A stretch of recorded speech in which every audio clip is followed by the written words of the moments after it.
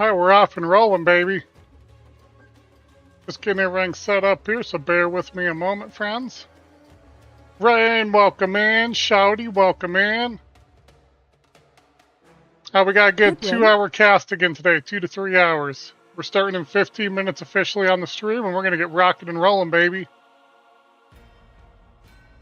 This is going to be awesome. I can't wait. How are you doing today? Dude, I'm doing so good. We're getting Path of Exiles once a week. I'm a happy, happy camper. I can't wait. The first one was insane to the finish line. 4th place literally went down as the boss went down to make the 4th place to get their spot at ExileCon. So this is about to be crazy today. I'm so amped up for what we're getting ready to watch, boys and girls. Oh, we do need to change our banner here. Sorry about that. We're going to get all set up with our Path of Exile stuff, so we'll get that changed over. Hey, thanks for sharing, Rain. Appreciate you.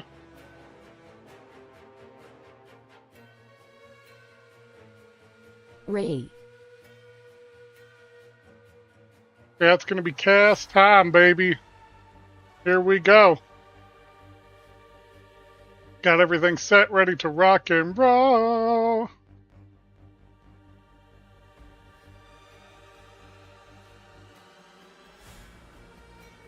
All right, let's get some shares out, get everybody in here. We got 13 minutes to count down. NBA, welcome in. How you doing today? Today we are going to be casting another round of qualifiers for speedrunning at ExileCon. Hey, Seek's coming in with the heart me. Yeah, nothing on the re. We're locked in today. This is going to be fast and furious. But yeah, it's we're going to make sure you share out to everybody you can. Hey, the Go Populars. Appreciate you, Zeke's, coming in. Zeke's, have you ever played Path of Exiles, dude? This game is frickin' wild. This is harder than any Souls game I've ever played. Okay. And these guys are racing each other to beat the entire act. So it's acts 1 through 4. The average time a speedrunner is getting through this right now is in 2 hours. No, I haven't played it yet. So just for context, the first average playthrough of somebody getting through Act 4 from Act 1 is about 15 hours. These guys are doing it in 2. Let me tap you up. Hey, appreciate you on the taps, dog. Yeah, make sure to share this out. Make a new Path of Exiles fan out of someone. This is my stuff. This is my favorite game all time. We are amped up to be here. We get to do this 2 more times throughout the week of August, so we're going to be back every Thursday right at 2:30. At 3 o'clock slot Mountain Time or 5 o'clock EST, and we're going to be here casting. And I can't wait.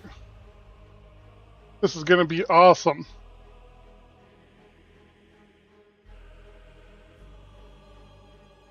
Alright, let's get some shares out.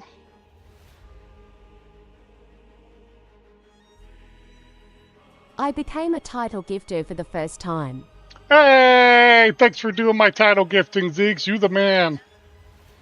You the man in the house, girl.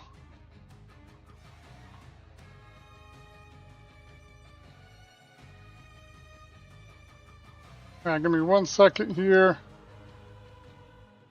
Just working on getting all of our shares out here. Yeah, make sure to share out here. We got 11 minutes and it's going to be game time, baby. I'm so excited. So last time when we streamed this, it was ruled by huntresses and mercenaries. We had one druid get very, very close, but he just didn't quite have it. But he just wasn't there on it. We were right there, too.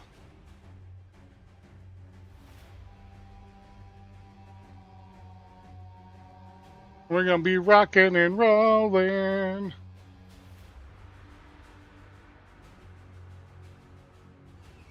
Give me 1 moment here, friends.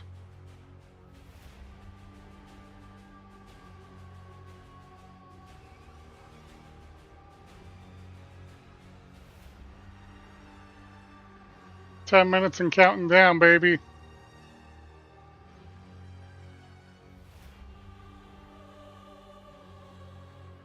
Yeah, make sure to get it shared out. This is going to be some top tier racing today. So how this is going to work is they are only going to show the top 4. as we're going, and you too, Rain. I hope you have a great day hanging with us. So they're only going to show the top 4 racers, so if one of those gets bumped out of the top 4, they get taken off the stream. And there's 100 racers going all at once. So this is going to be very busy, very quick. Right off the rip, they're going to preview a few guys, and you're going to see it jump screens pretty often as as others overtake each other, especially in the early acts. It switches pretty quickly. Yeah, make sure you get in here and have a great day with us. I am amped up about what we're getting ready to watch. Hey, what up, Klungly? Welcome in, welcome in. We're about 10 minutes away from countdown, baby. 9:29. We're gonna get some music going in here, and we're gonna cast this sucker up.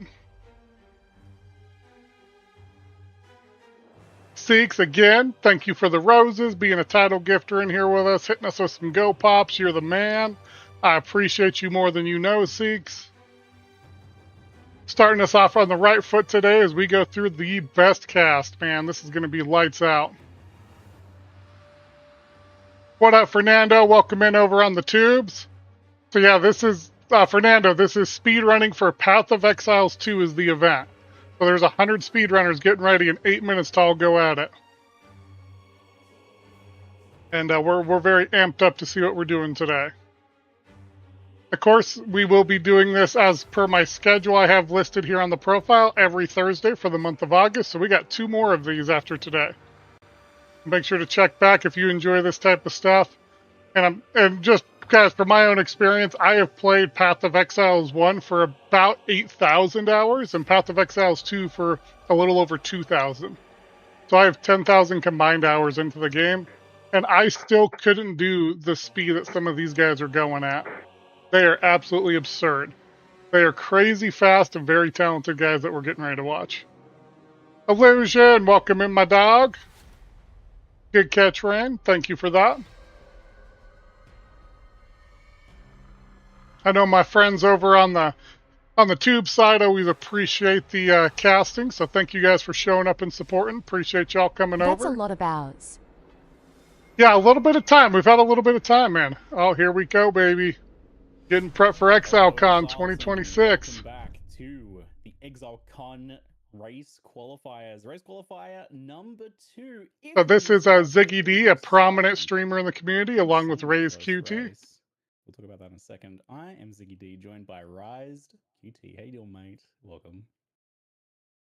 Great this evening. Looking forward to these races. And yeah, last week was a crazy one for sure. We got some really close finishes, a really tight race, 2 different classes. Yeah, this is going to be great. I can't wait to watch. Real conclusion to what's superior. Is it mercenary? Is it huntress? Yeah. There's some switch ups for some players, but yeah, I'm excited to see if they do a druid. So in the first qualifier, we did watch a druid go at it, and a druid took up the number 2 spot for a good duration, and then just fell behind.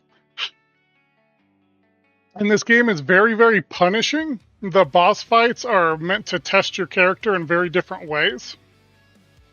And so what these guys do is just very, very impressive. Hey, Zeke's coming in with the 1,900 likes, pushing us up. Thank you, dog. Hell yeah. Woo! Who's ready for some Path of Exiles? More than 8 people, I would say, that are real strong contenders for these top 4 slots. So that math obviously isn't mathing, so players are doing everything they can, and last week they were being super secretive, and this week hasn't really changed much, although everyone's kind of seen a bit of a glimpse into each other's strategies. Some players were holding things back. Probably not going to be doing that this week if they missed their chance to qualify, which everyone except Duo did indeed. Cody, welcome in. How you doing today? Who was the top Infernalist witch racer in the past. Hero, good to see you, man. Welcome on in. First qualifier and won last week's race with 2 hours and 6 minutes and 46 seconds. The time to beat the current world record for Act 5 Tavakai kills in Path of Exile 2 in an official event. So that is the time to beat. But they were being closely trailed by people. We had Whole New Society less than 2 minutes behind. Luxian, I Am Exile. We had people like Woodish and Mostly Works showing up. a mystery racer by the name of 231311247 who we don't know who that Yeah, that is. was the But mystery racer out of last week's Steel. That was awesome to some watch. notable people that we didn't get to see much of, like Guy That Dies in Gormus, who are also top contenders. There's some real interesting competition there. And you said it's hard to tell the difference between Huntress and Mercenary here.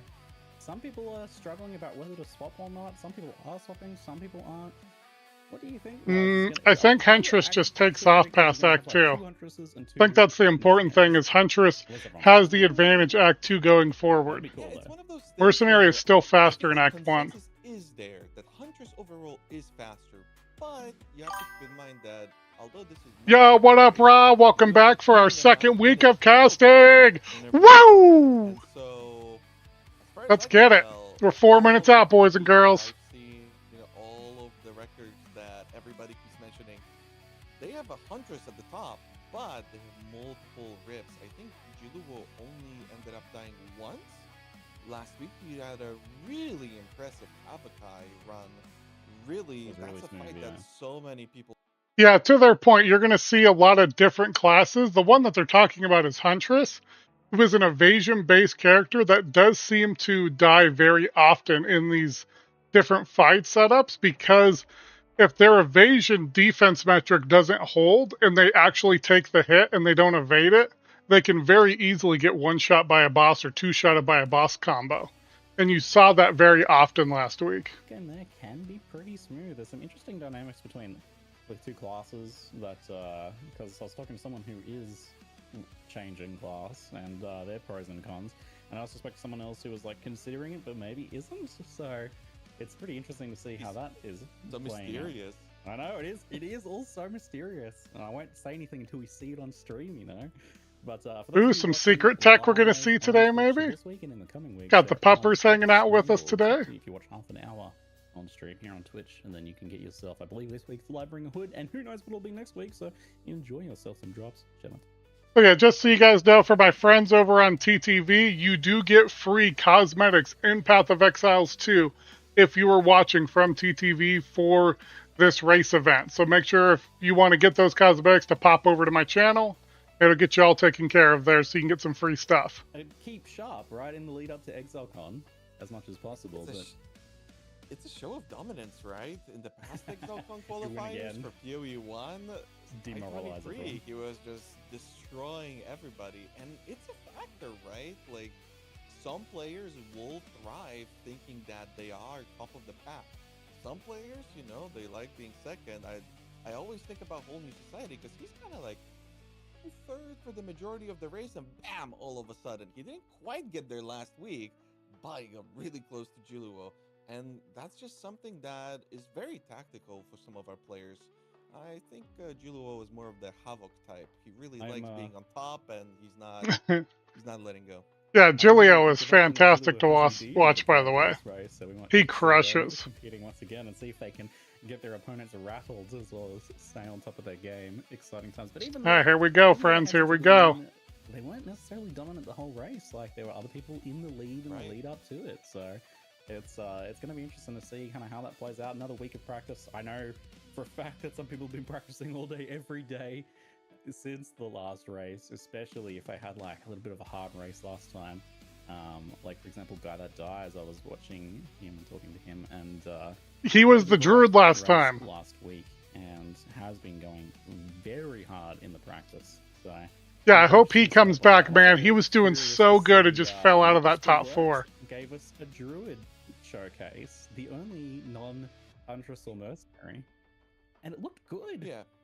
They just didn't get any defensive gear and died. Yeah, I think as we switch over to our players with just a minute to start, we can get a little bit into... Here we go, friends. Here we go. Whoa! On the screen with Angormus in the top left, over now on the Mercenary, something that he did play for the first qualifier. Adjusted pretty quickly, but this is a player who really thrives. There's Luxian back. You guys probably recognize Luxian down there in that bottom left square. We're gonna have to wait and see. Exile, Agnomerus, he did not make top 4 last time. Almost rank 1 player, ended up being 4th. Exile was close. A bit of a tough situation. He has some other things that he has to Oh yeah, deal this is gonna with be in great. World of Warcraft. And so he was able to practice, but he didn't.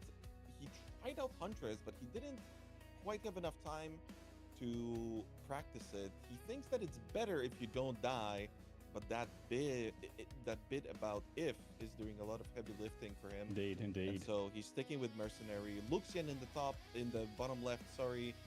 Another Chinese player who has had some incredible showings. All right, and they're off. Let's go. Let's get watching, boys and girls. This is going to be great. Right away, already... Oh, dang, the mercenaries are already moving so much faster. What is Luxian doing? Oh, no, they got put behind by lag, for sure.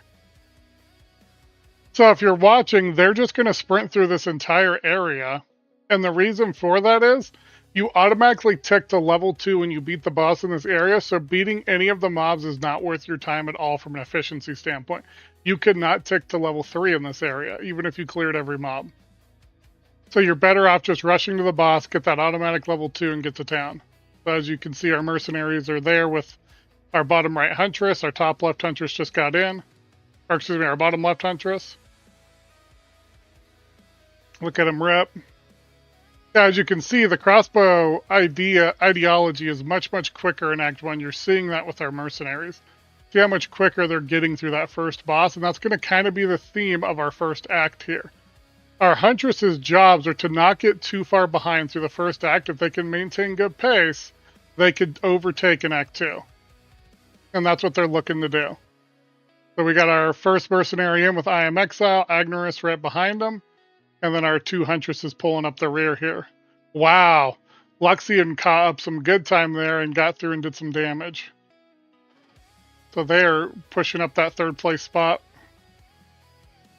And they're both in literally the same, just about the same time.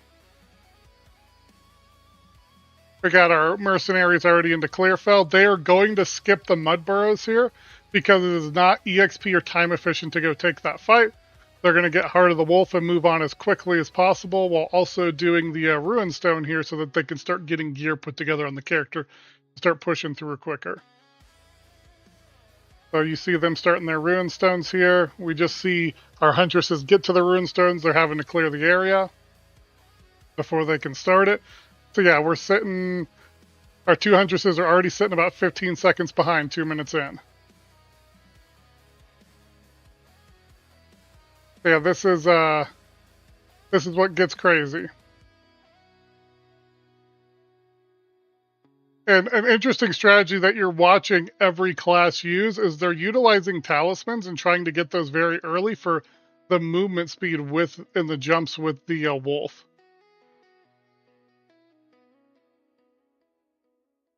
Oh, interesting that I Am Exile is using some bear tech here to take the fight on. But it's not something we've typically seen, is them taking that bear form. But it seems to be working really well for him. He is the first one to get out and beat the boss. And he's already up and rolling. Oh, he's got boots. He's got he's got a mana flask already. He is off and going. I Am Exile's taking a really strong lead here over everybody. He's already up into the next area. He's sitting up in... What is that, the Growlwood? Oh, to generate the rage. I just haven't seen that traditionally with the bear. I think that's very, very smart.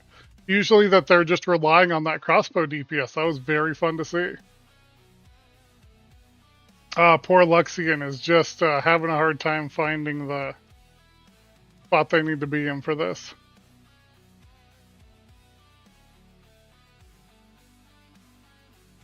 Man, and nobody is even close to I Am Exile. He's already pushing through the Grailwood.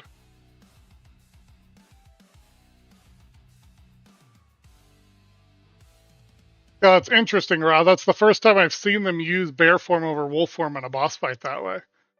So that's a little bit of what Ziggy was talking about, is some secret tech to get through some of these boss fights a little bit quicker.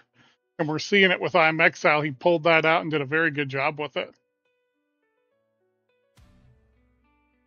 Into the red veil already. Oh, and then Agnerus right behind him, right on his heels in the red veil as well. He had a quick jump to that red veil, which helped him a bunch. All right. We see the flasks getting picked up by our huntresses here off of the witch. They're still hanging back in the Grailwood as our mercenaries push through Red Veil. It'll be very telling to see who gets through this the quickest. I am Exile. This is the best start I think I've seen him have.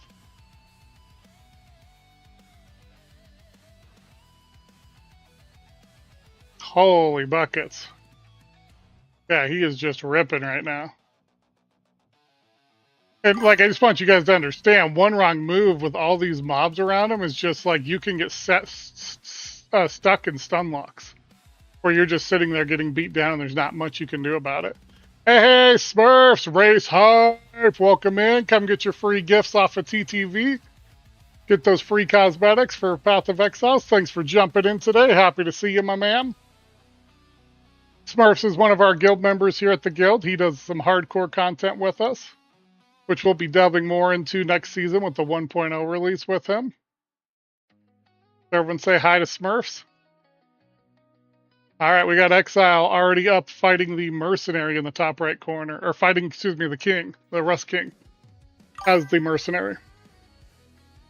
Just crushing some maps while we watch the race. Heck yeah, dude. These guys are so fun to watch. Oh yeah, you're seeing that bear tech on display a lot more this week. That is very fun to see, to get a little more DPS out.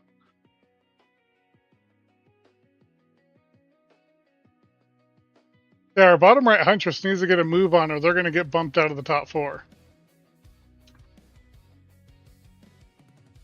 They're sitting much far too behind everybody. They're just now getting to the Ruinstone and the Red Veil, and I'm Exile's already out of the zone. He is heading in and pushing up towards the cemetery now. Hi, puppy dog. We have a Coopers coming to join us. Everyone say hi to our Husky Coopers. He's very interested in our race as well. Cooper set.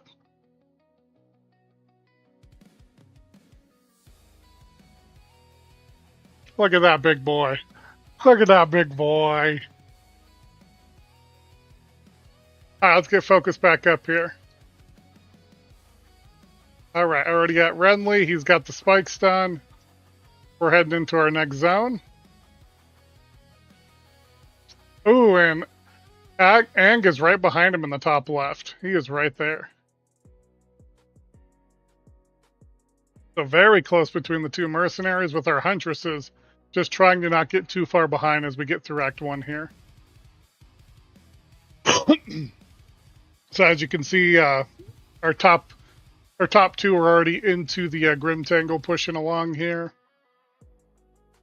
No one's gone down yet, which is a good sign. A very rookie mistake to get taken down this early. Normally you start seeing some of those deaths and death timers come up around the Executioner.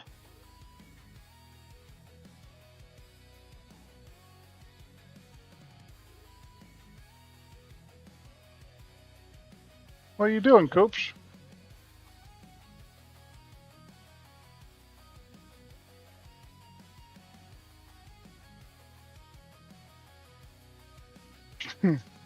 He's very playful today. Hi, Bobs.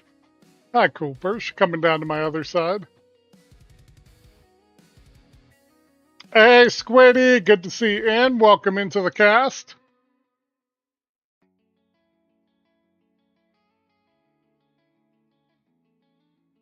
Yeah, they are getting stuck a little bit in the Grim Tangle.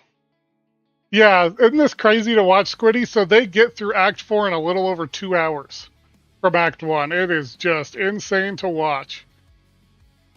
The raw just skill level here on display. Like, sitting in that poison so bad, and look how well they avoid all those hitboxes. They just have it down to such a good science. I'm a little bit concerned about the health pools, as none of them have gotten over 100 health yet, which is a little bit problematic with their gearing as time goes on here. But I'm sure they'll get it corrected as they get through the cemetery here. Yeah, we got Cemetery of the Eternals going now for Exile. He is out of the Grim Tangle. And man, our Huntresses are really starting to lag behind today. And I think we saw this last time as well, which was fine. They really make a strong catch-up around Act 2.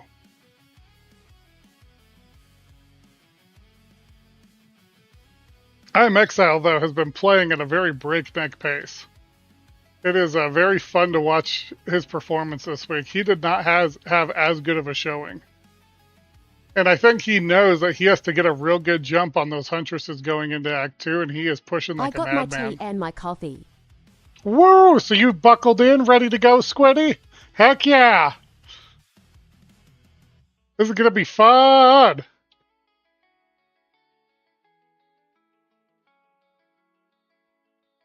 Let's see here. All right, we finally get to the Grim Tangle with our Huntresses. My endgame character. Oh, nice. What level did you get to, Squiddy? Why I haven't been on? Yeah, Luxium did a very, very good job last time, Ra. You're 100% correct. No, that's no problem. I'm glad you've been having fun on PoE.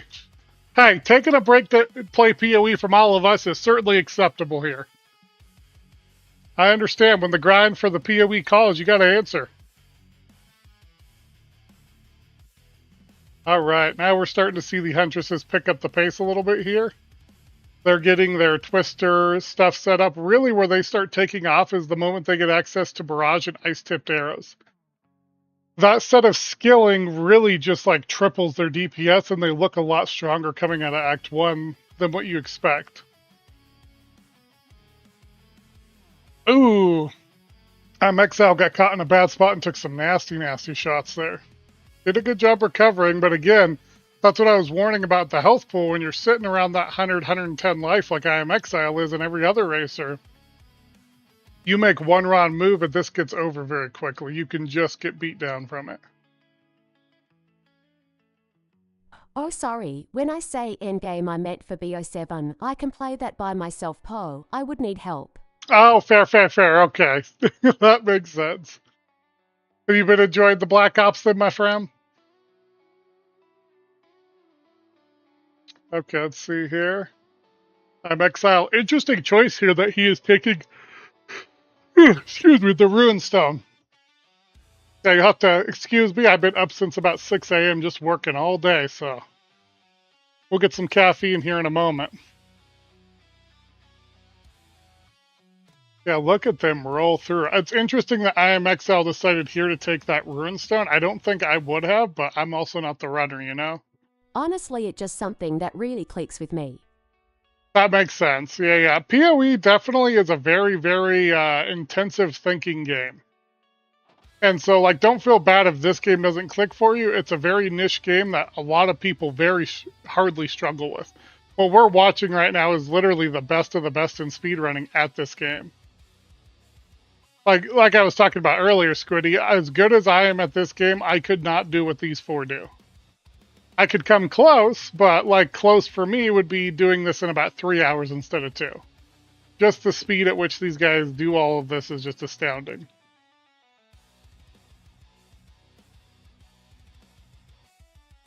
Yeah, there we go. So they got their health pools up a little bit from a little bit of gear for this fight. So you see Exile sitting at that 164 life point. So are you watching someone stream?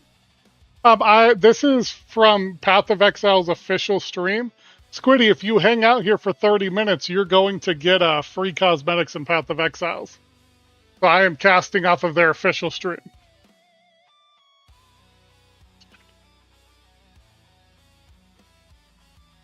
Ugh, which is very, very fun. Yeah, look at them rip. Oh my goodness.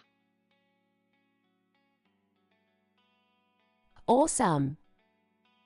Alright, so we're in the Mausoleum of the Praetor for Exile. He's certainly leading the pack right now.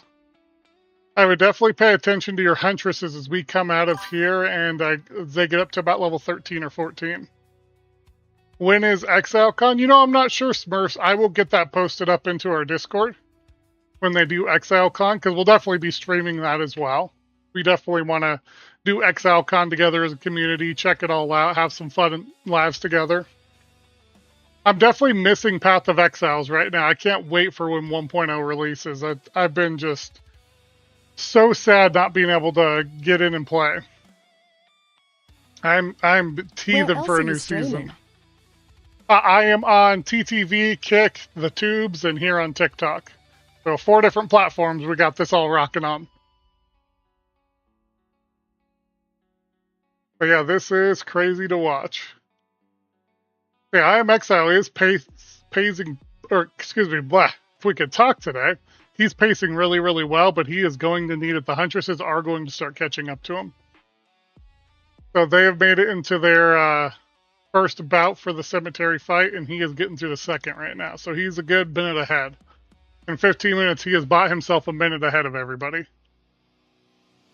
Or at least ahead of the Huntresses. And he's a good 30 seconds ahead of Aang in the top left. Ooh, and Luxian gets dropped from the top 4. They did not move quick enough. So we got Gai G in here now. So that is definitely not good.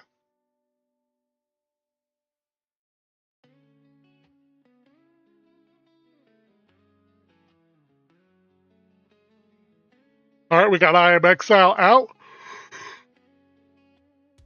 He is moving on to the Lachlan fight. He is the first one there. Aang is starting to really slow it down here. He is struggling to keep up. If he doesn't start really picking up the pace, the Huntresses will overtake him as we start getting into our Act 1 boss fight here. So I'd pay very close attention over the next 10 minutes, and you'll just start seeing how quick these Huntresses start moving once they get into those team levels. Once they hit about 13, 14 and get access to their full kit. But it is very good for I Am Exile to already be through Lachlan. So he's moving through. He has got to keep a commanding lead going into Act 2 if he has a shot at winning this. No Druid today. The Druid showing was so cool to see last week. I was really rooting for it, but it's not making it. So we are getting there. But yeah, Squiddy, make sure you come over on the TTV side so you get your free cosmetics.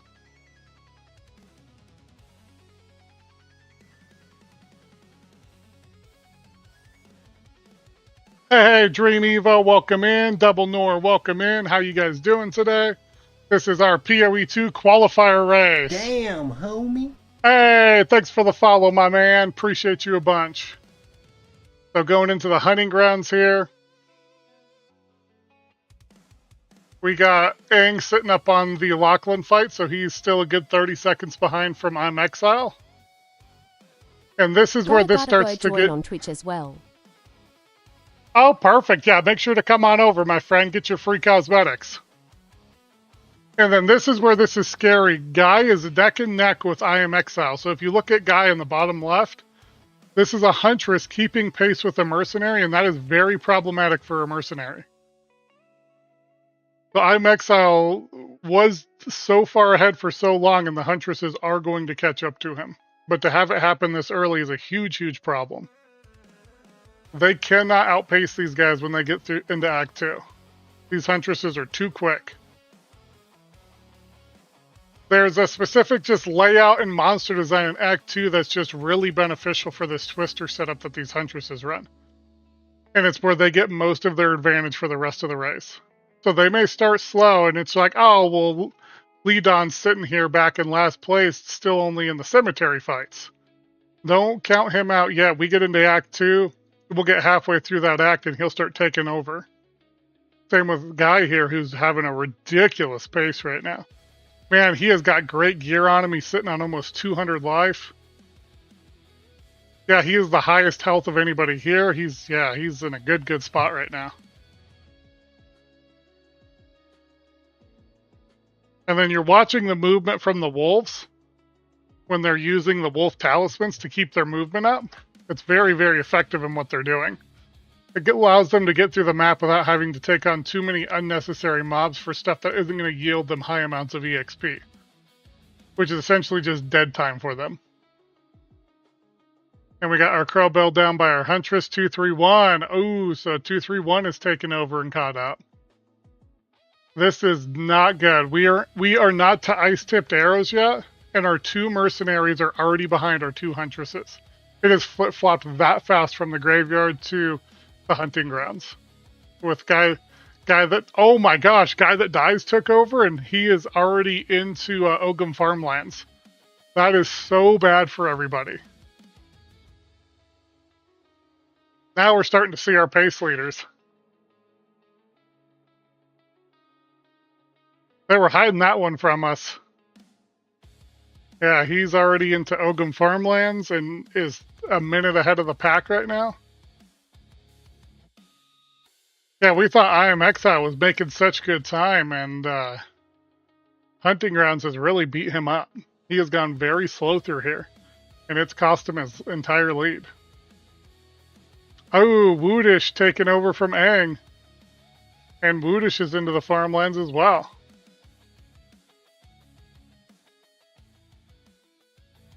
And that doesn't mean our mercenaries are completely out, right? Like, these guys still have to execute. If you do go down, you start getting death timers before you're able to continue, and that will completely wipe out leads you build. Yeah, the lead change was so fast, Raw. Absolutely crazy how quick this is going down. Bubblegum Show, welcome in. Good to see you, my friend. Welcome into the PoE2 cast for qualifier races 2 of 4.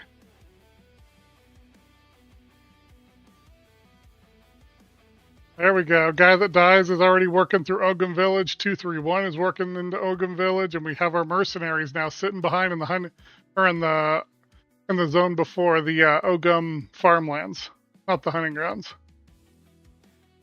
All right, Woodish catching back up. He's finally made it into the village, into Ogum Village. Man, I Am Exile is just falling behind. That's so problematic. If he does not get a move on it, he will get kicked out of the top 4 here shortly. There are 2 Huntresses we just saw that were in the bottom of the screens here that are right behind him.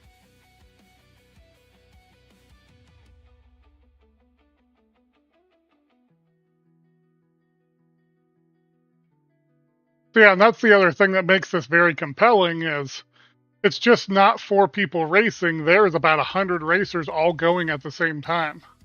So you're not just competing against 3 other people and whatever misfortune or fortune that follows them. If you start getting behind, you will just be out of the race and not be sitting in that top 4 position any longer. Cooper, what do you want? What are you doing?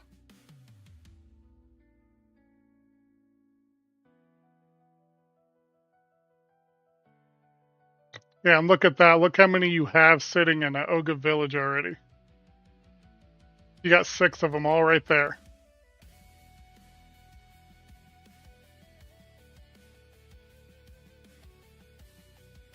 We got guy that dies, getting ready to get through the executioner fight.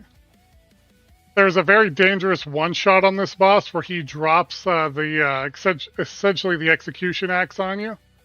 And you watch guy that dies there do a very good job of freezing him so he doesn't drop that down.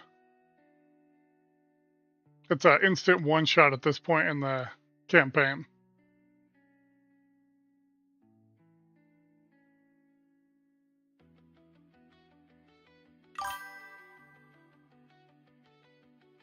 Yeah, a guy that dies is a very, very good runner. Hey, bud. Hey, Hippo, welcome in. Glad you could make it for the cast today.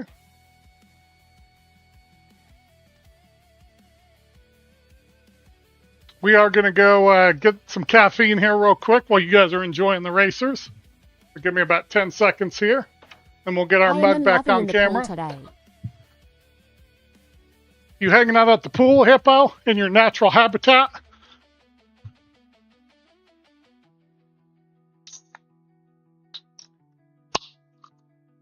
Ooh, Angerus took the lead back.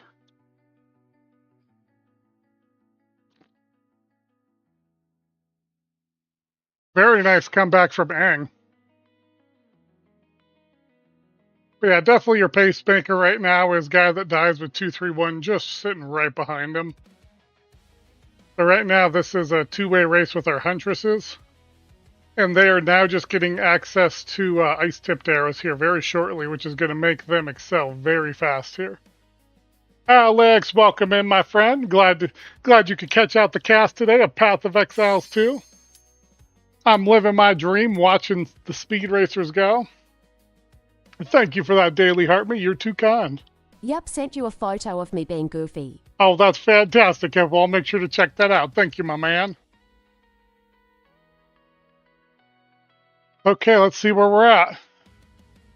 We got Guy That Dies pushing through. 231's a little bit behind. Oh, Agmarus has gone ahead of 231, so it's up between Guy That Dies and Agmarus. We got bottom left Guy That Dies as our pace leader right now. Who changed your heart me I like it with the game controller law? I signed up to a campaign that changed that for me. I hope you like it. All right. Enough of our silliness over on TikTok. Try and focus on a race. So one thing you'll notice is the Candlemass is a optional boss you can do. The reason that they all take this fight is it's free permanent life for your character, which is very, very needed on the final Act 1 boss they're coming up against here in about 5 minutes. So they're all racing down to Geonor to see who can get to Geonor first for that fight. Hey, thanks for the go, Populars. You're too kind, my friend. Too sweet hanging out and being my sugar mama. Alright, let's see here. Man, Guy That Dies, I do worry about his gear. He does not have great stuff on. And that may start to really affect him here. He's got a lot of good vitality pieces, but I'm really nervous for his cold resistance going into this Act 1 boss fight. If he gets beat here, it's a real problem.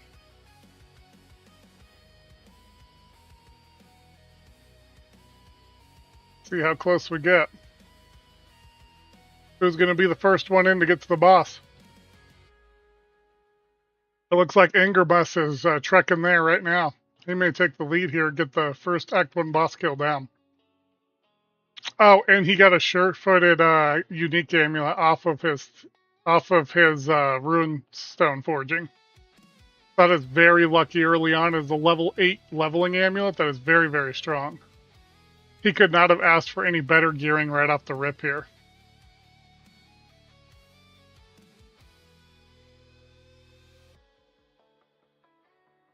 Yeah, look at that beauty. It's putting him up over 270 life right now. The rest of his gear may not be as good, but that amulet helps. You'll feel your gift gallo okay.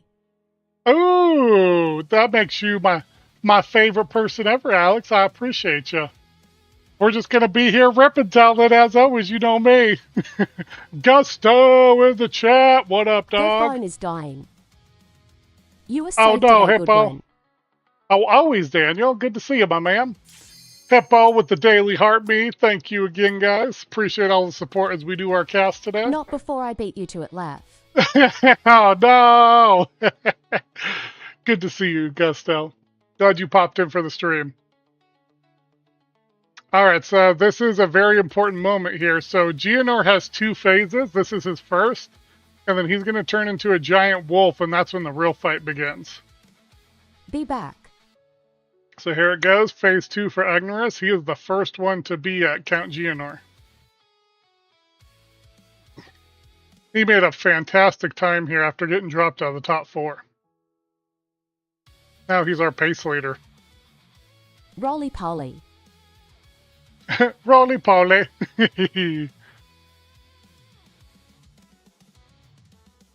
There it is. Geonor's down. Agmarus got the first kill on Geonor. He is our pacemaker going into Act 2. Wow! What a bang to the start of this, man. He dropped all the way out of the top 4 and then jumped all the way to the top spot. What an amazing turn of fortune for him on some of those drops. Elden Rings 2.0. Yeah, dude, this makes Elden Ring look like a game for babies. Like, this is so hard to do what these guys are doing. Hey, thanks for the shares, Alex. Appreciate you. Big Country, welcome in, dog. What up? See what we got going here today. Oh, are they going to do it?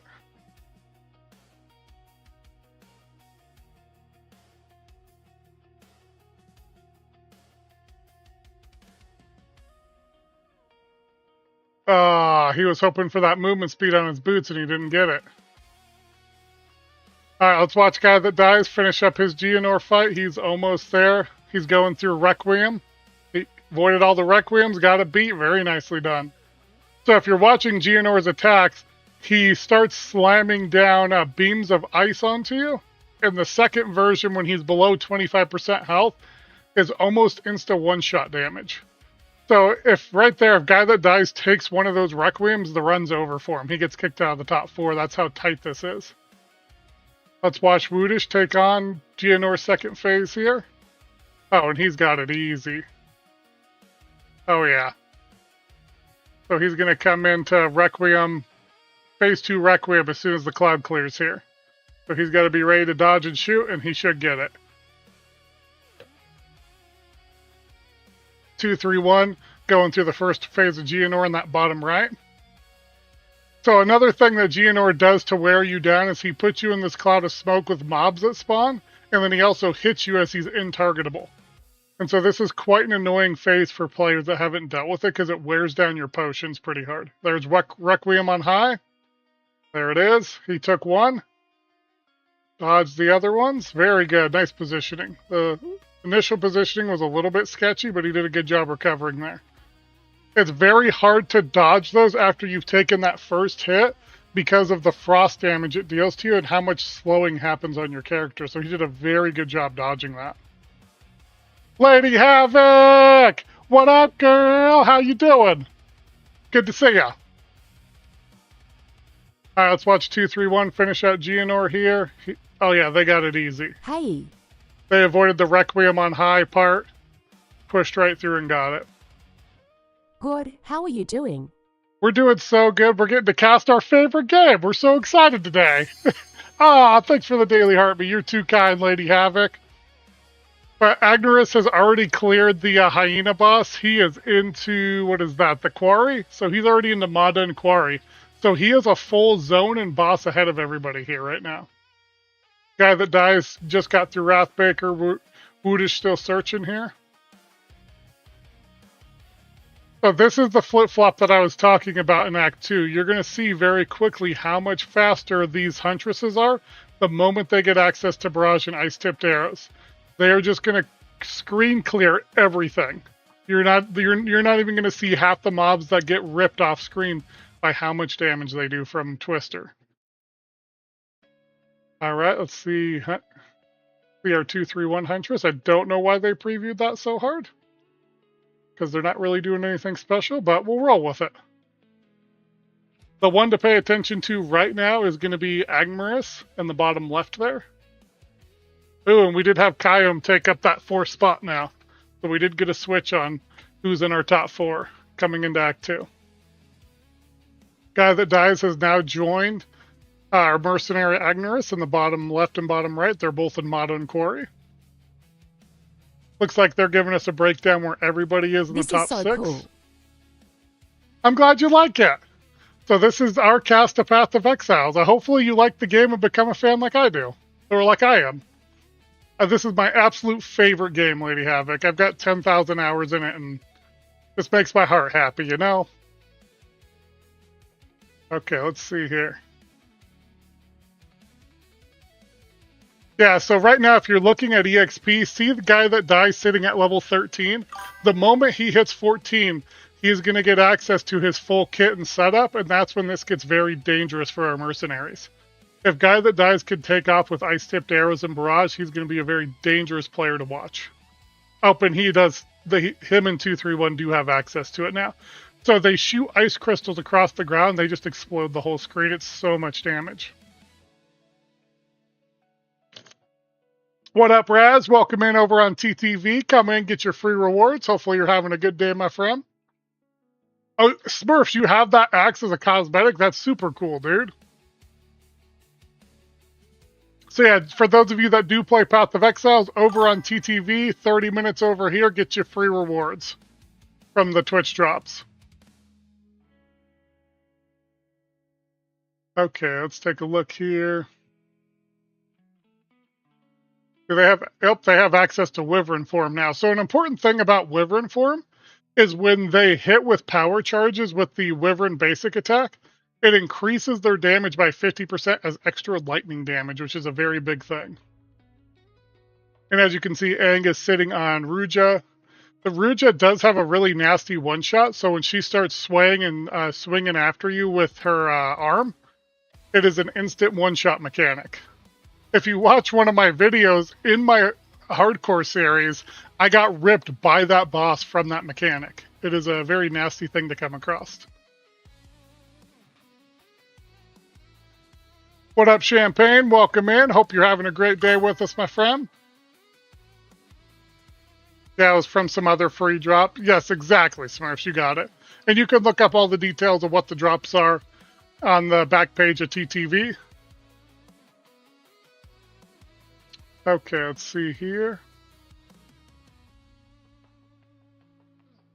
They fly through these acts so fast. Yeah, dude, double. Talking about nasty, what's on your bed?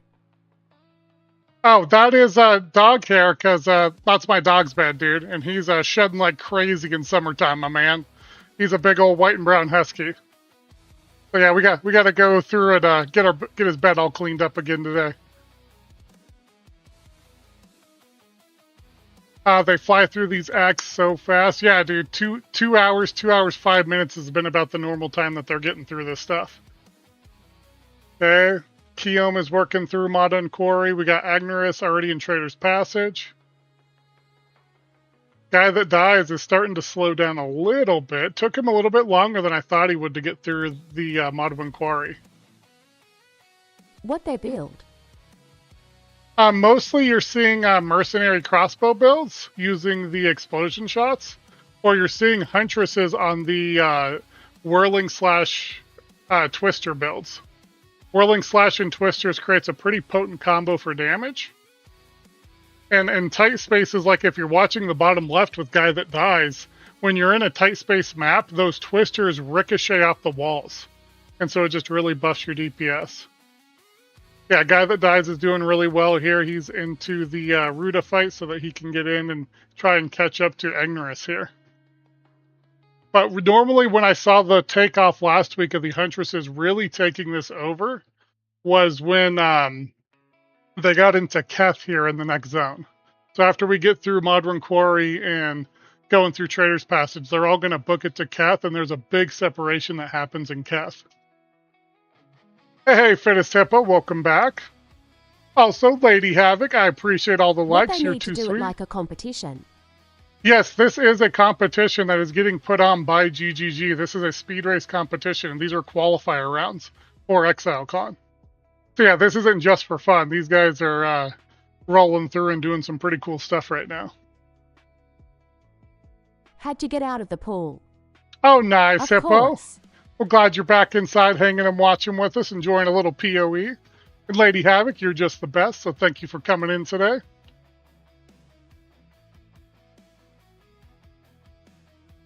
Alright, so we're through Trader's Passage. They're getting through Halani's Gate. That's going to be the next stop. As you can see, Agnerus is already there. And then after Halani's Gate, they're going to go to Keth. And we're going to start seeing a large separation with the Huntresses again. They really take off in Keth. I will not be surprised if we get to the Dreadnought at the end of Act 2, and our Huntresses are a minute and a half ahead of our mercenaries. The only thing they really have working against them is Agnerus in the top left. He has some very, very nice items. He found a sure-footed sigil amulet, which is a very strong leveling unique for the first 2 acts.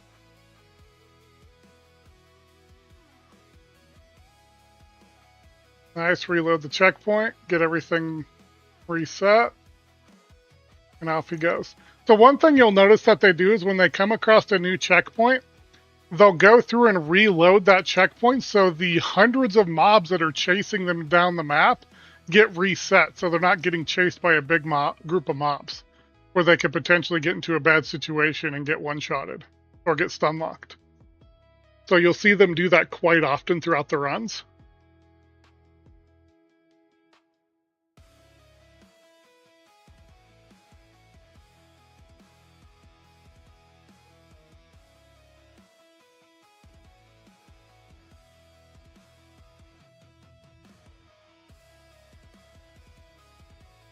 Looking through. All right, we're already to the Risen King, to Janara. Wow, Aang is doing so much damage. He's gotten on a very nice crossbow, and he is moving through so quickly right now.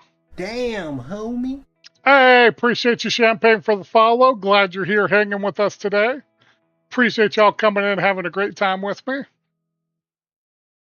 So yeah, and this is just worlds ahead of where everybody else is. Guy that dies is trying to keep pace with Aang, but he is just now hanging in Halani's gates. Yeah, and Aang is just ripping. He's tied for the highest level with Guy that dies, and he is a good 45 seconds to a minute ahead of him. You're going to see him get into Keth first. And the good news for the Guy that dies, if he can get to Keth quick enough, he can start overtaking Aang here. But man, is that a juggernaut worth of gear that Aang has that's going to make this really hard. And then yeah, Woodish and 231 have kind of become background characters here. To win competition. Yes, Champagne. So the goal is for them to be all 4 acts, Act 1s through Act 4. They have death timer penalties, so if they go down while fighting, they have extended death timer penalties that scale based on where they are and how many times they've went down. So you'll see that every now and again when one of our runners goes down, they get applied death penalties to them for timing, where they can't continue going for X amount of time. And good news is we're going to be doing this all August long, every Thursday. So we got 2 more of these to cast after today. But every Thursday, check back at the channel. We'll be here casting these.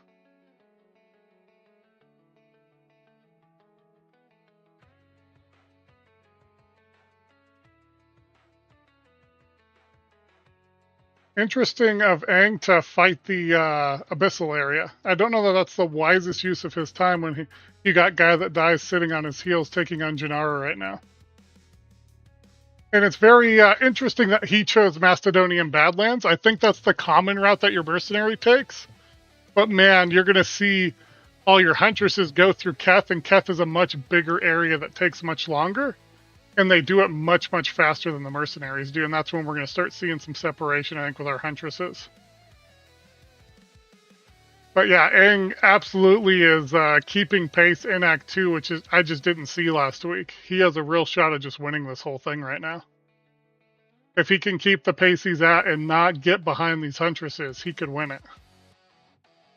As you can see, Woodish doesn't have as good of gear, and if you're watching him, look how far behind he's sitting behind our 2 huntresses already. So he's still working through Halani's gate here, as where you have, oh, interesting, Guy that dies went to Macedonian Badlands first. Last week we saw our huntresses go into Keth. So they decided to join the mercenaries in taking Macedonian Badlands first. I don't know if that decision's going to bite them or not. That is a very interesting decision, though. But yeah, Woodish is really starting to fall behind as a mercenary here. Even 231 is keeping pace with him. And he's already well behind Guy that dies. So if you're looking at the left side of your screen, these are our top 1 and top 2 in the 2 in each respective class.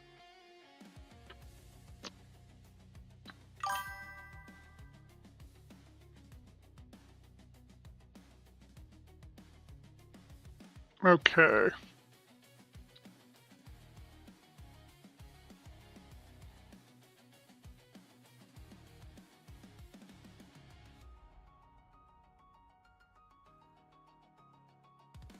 See here.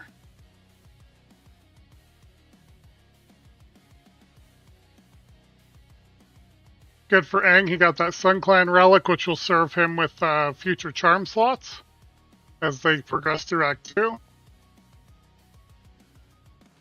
Man, this is so neck and neck now. I think Aang made a mistake in taking on that Abyss fight. I know it's extra gear for him, but it put him right neck and neck with Guy that dies, and we may see Guy that dies just take off from here past Aang. And that could be really problematic as we get into Act 3. I don't think that was the wisest decision he could have done. Alright, we got Woodish through Halani Gates, and then 231 sitting right behind him. 2-3-1's not careful here, they will get bumped out of the top 4. And it looks like they already are getting ready to. You already have Keom and Woodish ahead of 2-3-1. Sitting up, pulling up 6th place. Oh, he's dropped down to 7th even. Yeah, I don't think we're going to see 2-3-1 much longer here on the big screen. Just not quite getting the juice he needed as the Huntress in Act 2. All right, we have Aang, the first one in to take on the Bone Pits boss. With Woodish going through pretty quickly. Oh, and excuse me, we did miss Guy That Dies clearing the Macedonian Badlands and Bone Pit, so they are moving on to Keth right now.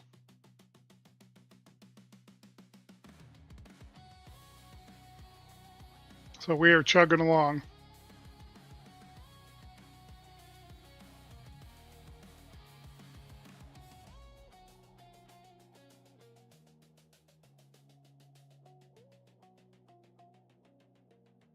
Interesting. He doesn't have a chess piece. What is Aang doing?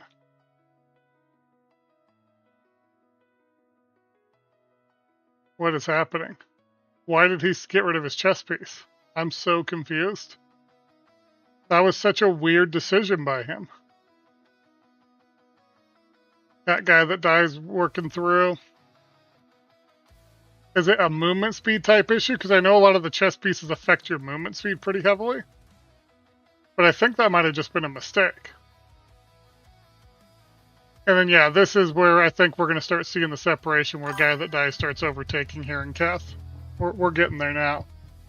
Hey, hey, Luna, welcome in. Thank you for the follow. Hope you're having a great day. Lemon, welcome in for the first time over here on the TikTok. And then, yeah, I don't even know why they're showing 2-3-1 right now. They need to switch that. They're so far behind the race right now of the top 8. One thing that is going to hurt Guy That Dies is they are very lacking in EXP, and I think they'll catch that up here in Keth as they go through those 3 areas. And then you see Aang there in the bottom left get his extra skill points from the Serpent Snake Lady. So their Guy That Dies is a little bit ahead, but not by much right now. It's still very, very close.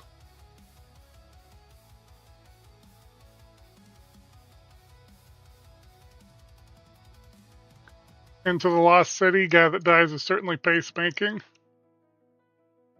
And these are the type of rooms that the Huntress just excels at. You're going to watch their twisters just rebound all over the place.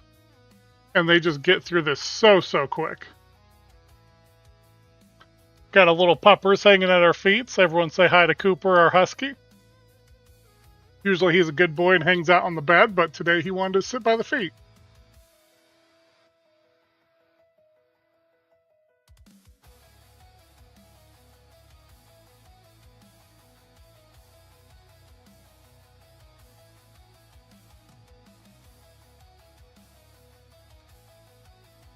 See here, interesting decisions by Guy That Dies.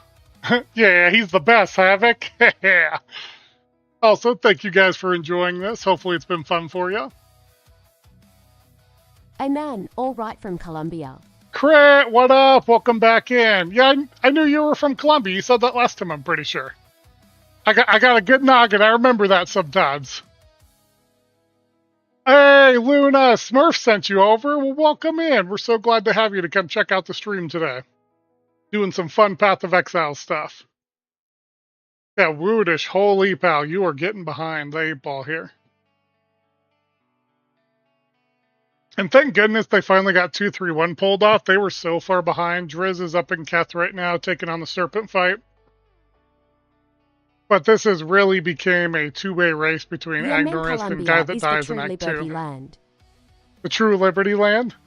I don't know. I think there's freedom in probably 75% of countries, so it's a silly thing. Silly argument in 2026, you know?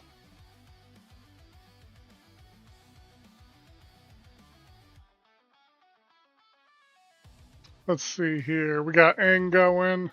Pretty good. Guy That Dies is going a lot slower than I thought they would. But they are into the ruined shrines, which is good. I just thought they were going to be going so much faster than Aang, but man, his equipment setup's been so good from the start. He's been a real monster to deal with for these guys. If you're keeping pace to Act 2 with the Huntresses as a mercenary, you have some really good gear. Ah, I see what he's doing. So if you were watching there, Aang did something very, very smart and clever. And if you weren't paying close attention, you didn't see it. He took off his chest piece when he was going through the zones because he didn't need the extra defense, so that he didn't lose movement speed from the penalty of wearing an armor chest piece. And then for the boss fight, he puts it on to get that extra defense buff from having a chest piece on. That was very, very smart of him. That's probably the smartest tech I've seen today.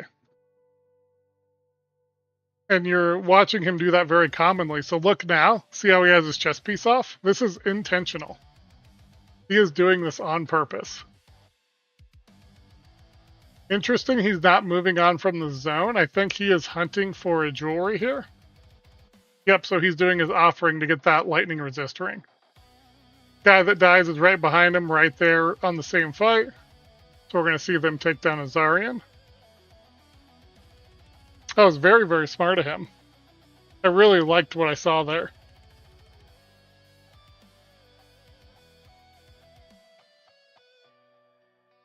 And again, as you're watching Ice-Tipped Arrows and Barrage work with Twister, look how long they're freezing bosses, and then just filling the room with Twisters. It's so much damage so quick. This is what the Huntresses have gotten popular for in speedrunning. Homie. Hey, appreciate you, Hippo, for coming in and following. Welcome in, Noda. Hopefully you're having a great day.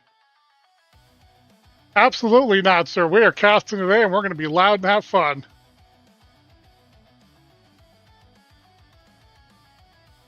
There it is. Water Goddess down. You don't know how me. Oh, I'm sure I don't, Hippo. I'm sure I don't. You're not a hippo, right? That's funny.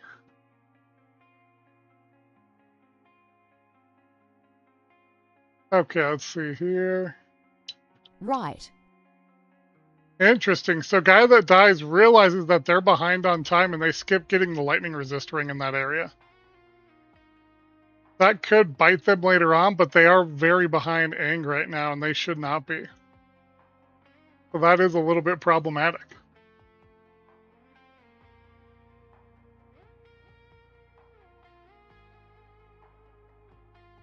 But Driz and Kiyomi aren't doing too bad either. Woodish kind of pulling up behind them.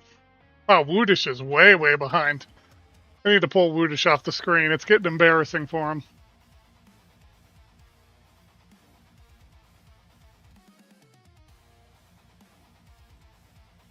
Witness protection, I am a dog, bow wow. yeah, I'm sure you are. That's funny, Hippo.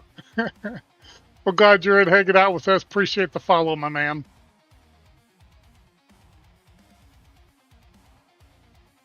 Let's see here. Aang's got to be careful here. He's gotten geared up very nicely, but taking on these extra abyssal areas seem like a waste of time. He is also the EXP pace leader right now. So it just doesn't seem worth it here to take that extra time to take these guys on. Especially something with reviving minions where it's just a waste of your time. Very interesting decision Give a follow making to here. catch the next live. Heck yeah, definitely. Please make sure to follow if you aren't already. We're across 4 different platforms, so come in, say hi, kick your feet up.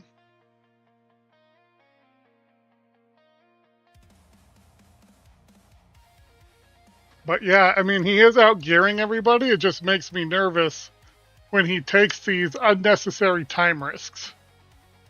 Right, because ultimately it doesn't matter how geared up you get if you don't keep pace, and that starts to get a little scary. But man, does he have a commanding lead in gear over everybody, so I can't say too much yet. I just have a fear that this might bite him at the end for taking so much time.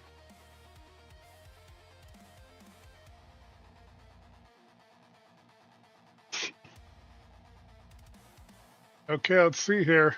Yeah, he's taking a very long amount of time in Valley of the Titans here.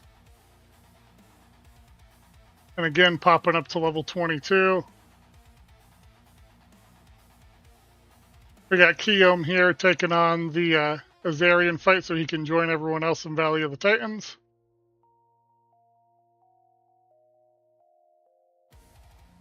I highly doubt he is going to go get the lightning resist ring here, but he might. I think at this point in the race you kind of can't. And he gets his essence of water, yep, and skips the ring. Oh, but he already has a lightning resist ring. He must have picked it up earlier off the offering.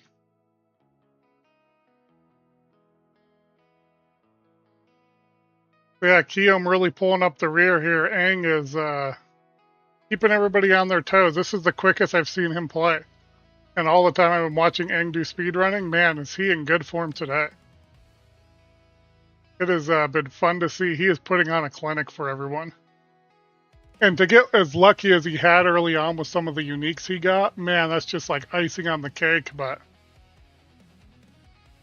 it is interesting to see if you're looking at everybody's health pool. I think he's the only one over 500, almost sitting at 600 life, which is just crazy right now. It's interesting to see him be that strong already. He might need the gear to keep up with the Huntresses later. Yeah, you're totally right, Rob, but that's kind of the shifting board that you're playing against here is how much time do you invest to get gear when you're already playing a losing race to a Huntress that's faster than you? You have to balance that very smartly, and he's done so far. I just wonder if we look back at the end of this race and Aang goes, I probably shouldn't have spent the extra time at these Abyssal trials. Or at these Abyssal content pieces, and I should have just kept pushing if he ends up being a minute behind first place. Like, right now, every 30 seconds counts for if you place in the top 4 or not. When it comes down at the end here. So I just questioned a little bit, And not that he's doing anything wrong, he's obviously doing great, but it just, when you look back on it, you could go, man, I could have done that better. And I think that's the type if he doesn't win this, I think that's what he would point to as to why he didn't. Taking too much time fighting too many Abyssal content pieces.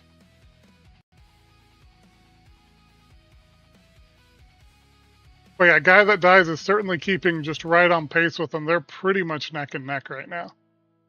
Yeah, see, Guy That Dies is virtually at the same point with him. And is also very well geared up in his own right, just not quite to the extent as Aang is right now.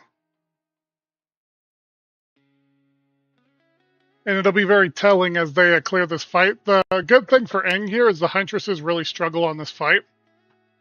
It is not a good fight for Twister, as where crossbow explosions excel really well here because they're shooting a big area boss.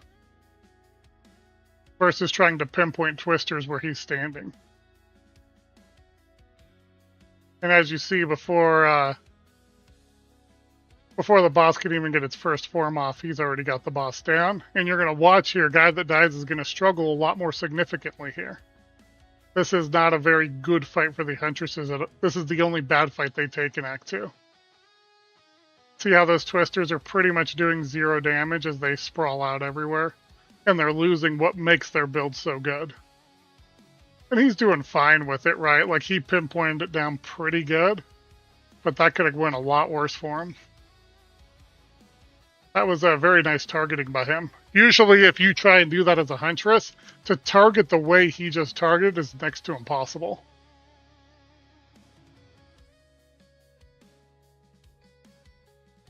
Hi, little puppy dog. Make sure we give belly rubs to the husky. He's very needy today. Usually he's much more independent, but...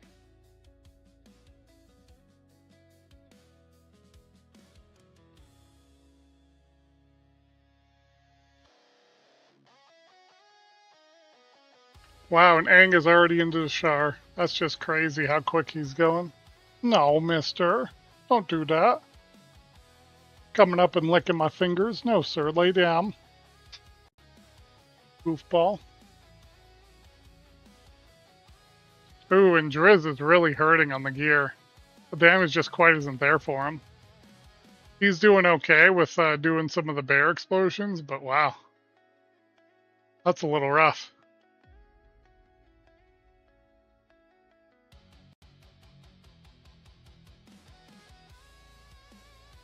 All right, we got our third one to Shar.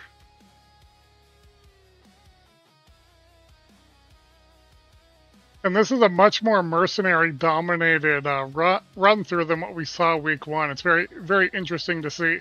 Our huntresses have not been as strong this time around. Not like they were last time. S. Powers, welcome in. Glad to see you, my friend.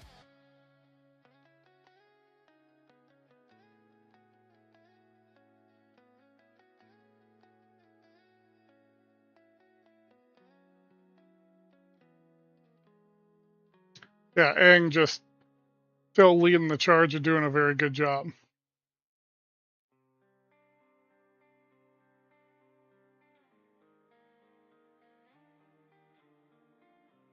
Nice, he found that final letter in Dashar, which is a little bit of a pain to find because of how its spawn locations are, so he got that pretty quickly.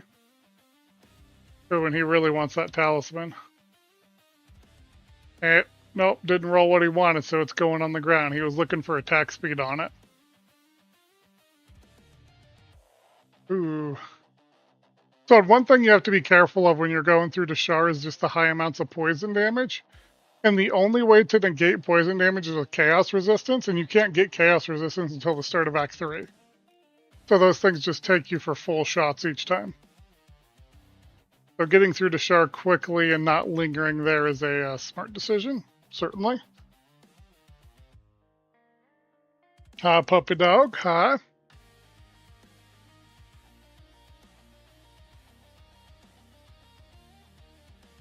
Got our husky being aggressively needy today, to say the least. Hi, Bob's. Good to see you.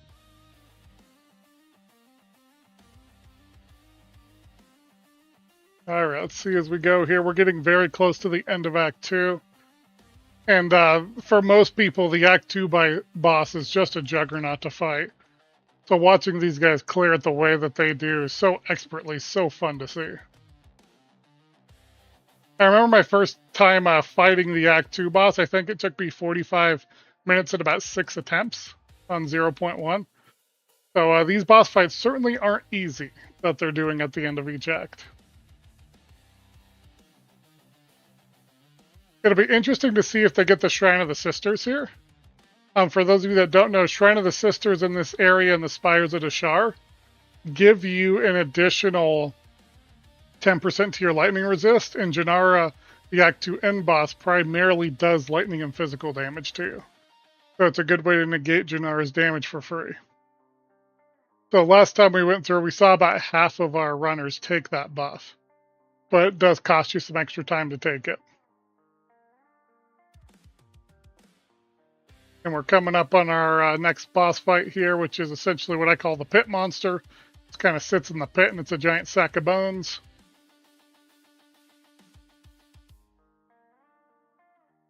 So we're working through that here.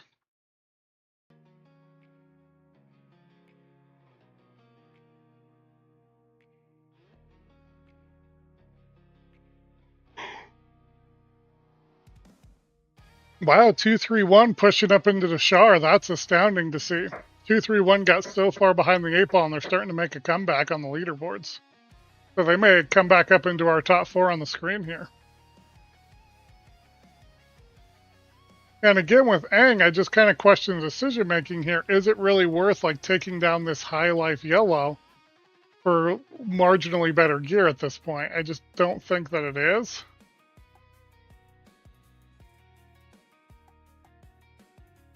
And there it goes.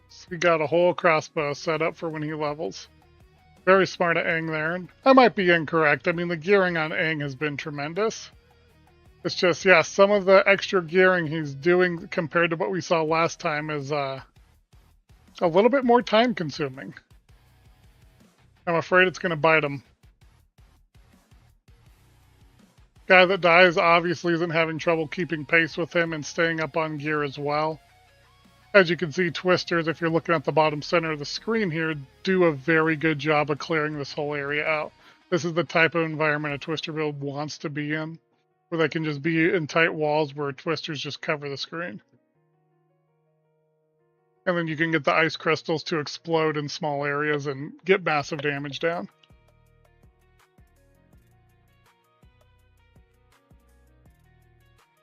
But we'll see, we'll see. See how we go here.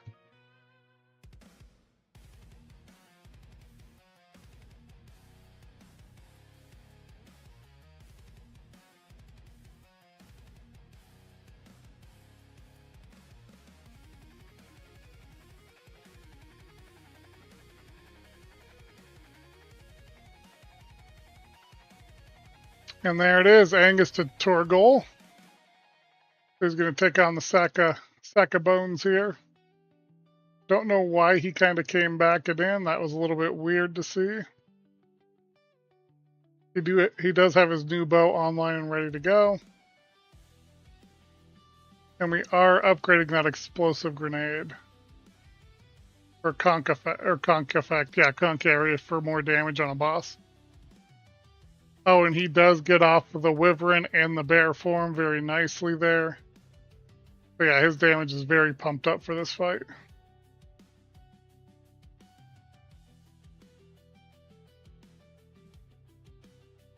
And down it goes nice and easy.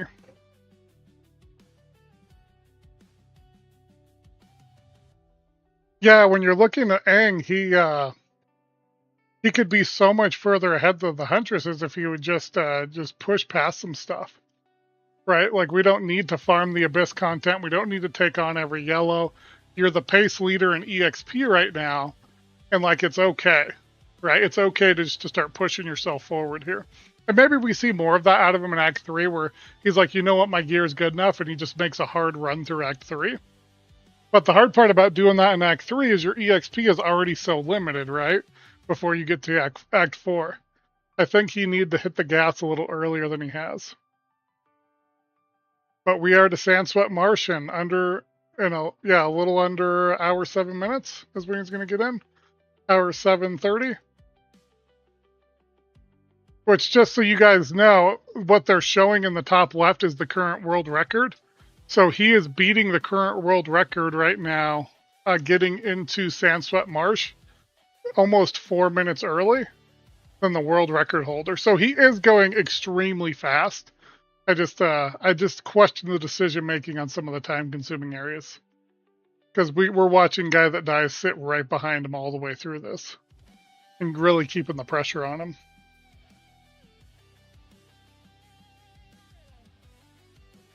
Oh, and excuse me, he has not gotten through the Gennaro fight, so they won't quite be that fast. So yeah, we're not quite getting to Sandswept Marsh yet. They still probably have 2-3 minutes before they get there. And then we're going to plug in our headset here, so hold for technological issues. Is this like Poe and Diablo?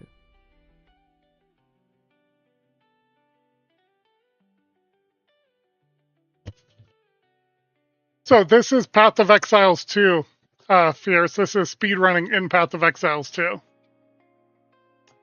And we are watching, essentially the best of the best speedrunners go through, and there's about 100 of them playing right now for the qualifiers for ExileCon.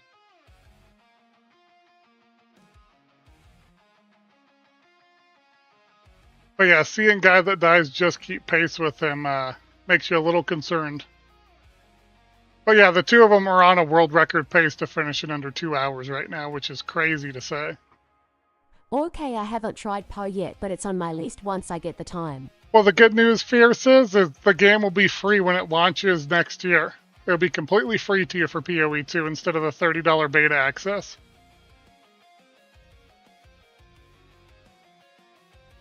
And that'll be a great time to hop in and pick it up if you haven't already. By the way, welcome in. Hopefully you're enjoying our speed running today. Oh, okay, sounds awesome. Absolutely. This is by far my favorite game of all time, man. Damn, homie. Hey, thanks for the follow. Appreciate you, man. Glad you're enjoying the stream, checking out some speedrunners with me today. All right, we're there. What is Guy That Dies is doing? You got to get moving, my friend.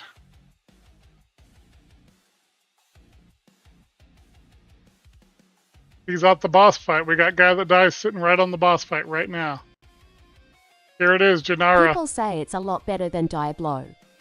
Yes, Path of Exiles 2 is everything Diablo should have became but never did. And that's not like an opinion, it's just like, after seeing the past 15 years of Diablo, it's become fact. Should I play PoE1 before PoE2? Definitely not. Don't go play Path of Exiles 1. You'll be very sad very quickly. It is a very cumbersome and tedious game.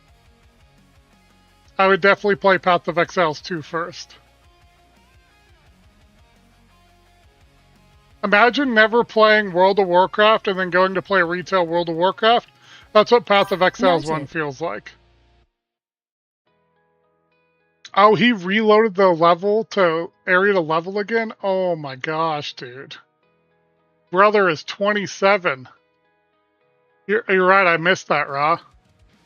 What is this guy doing? So he's lost his lead to Guy That Dies. And at a world record pace level, we are going to the Sandswept Marsh with Guy That Dies first. Crazy.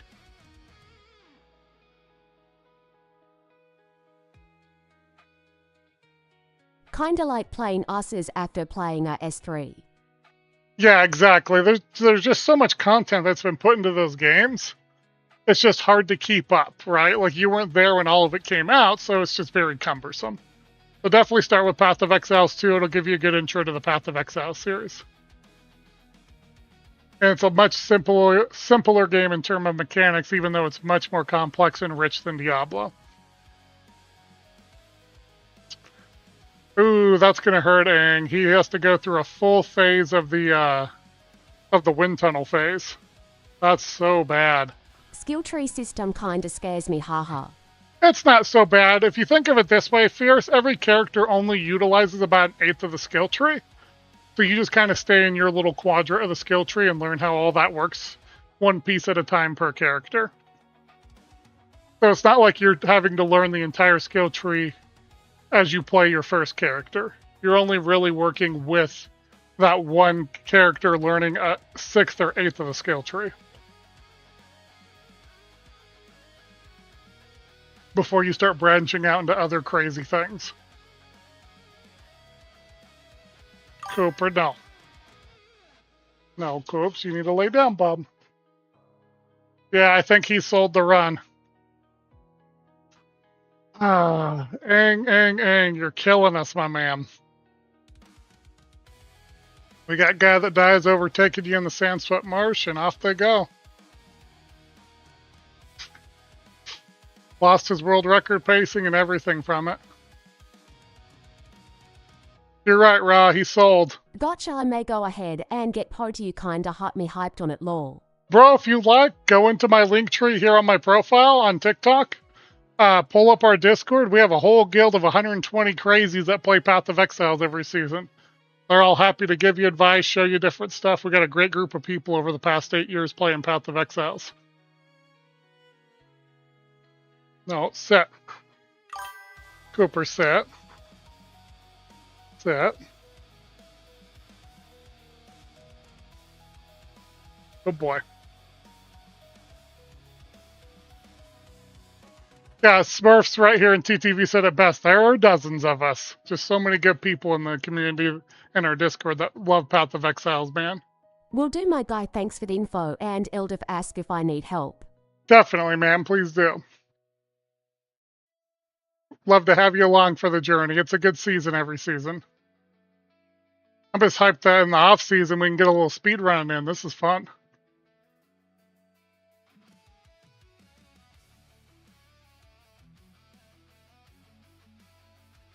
Alright, I'm Exile. You're finally through, my man.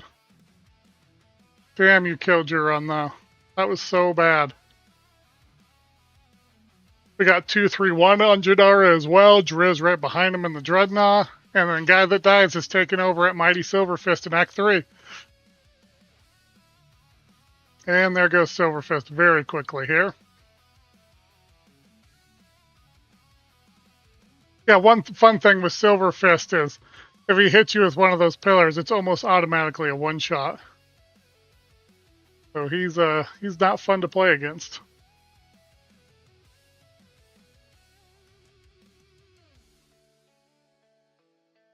Oh my gosh, Guy That Dies was missing so many skill points. That had to have not been good for his run. He got a little behind on the skill points.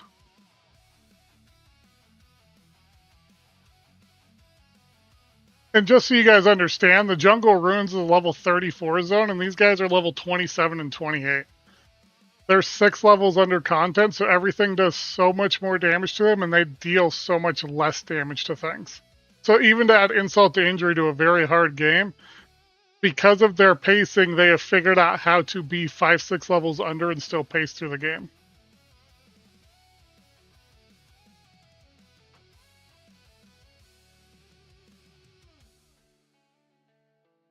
We'll see if Aang can make a comeback here. He really hurt his run by running Dreadnought twice. I think that was a really, really bad decision on his part. He's still sitting back in Sandswept Heath while we got our friend Guy That Dies pushing all the way into the Infested Barrens already. So he's 2 full zones behind Guy That Dies. And then we got Driz working through on finishing up Janara. I am Exile. He is also up into Sandswept Heath as well. So any momentum Aang had built up and a lead he had is now just completely gone. He sits back in second place with I'm Exile right on his heels.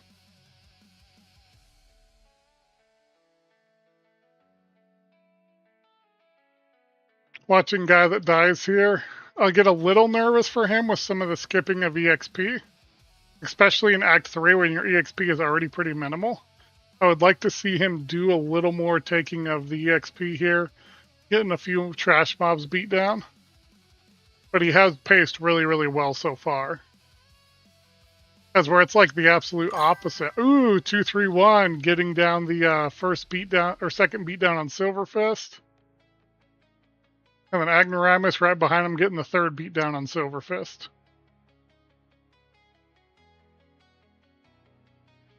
I heard you get more EXP overall if you're 5 levels behind the map level. Yes, that is the max amount of EXP you earn.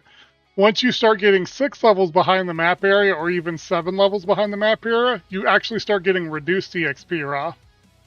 So it becomes a very funny game in Path of Exiles of keeping your levels up while you go through the zones. And that truly is why Agnorus made the decision he did. And now he's pushing through the zones very fast again at level 29 because he's able to afford to do that and keep his pacing up. But yeah, it really hurt him to reload the Dreadnought area. So there's a funny EXP game that you're playing with your level compared to map level as you're working through the game. Yeah, it makes that a little bit tough.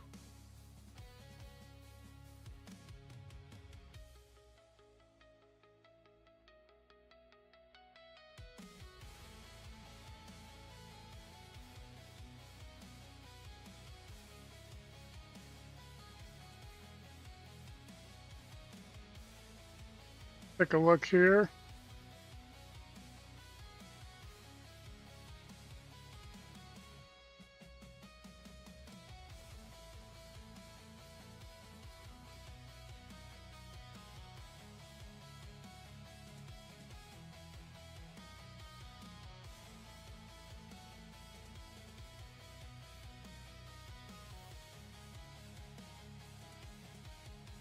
Yeah, 2-3-1's working through the Infested Barrens. Our Pacemaker guy is into the Chimera Wetlands.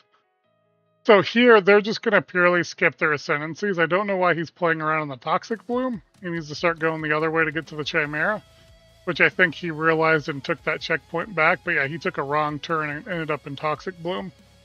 So yeah, those little like micro mistakes certainly add up in hurting your time. Like, that costed him a 10 full seconds just running through Toxic Bloom. And those are the type of things that really hurt you as this comes to a close. And then obviously the death timers are the worst crimes you can make. That really sets your run back quite far.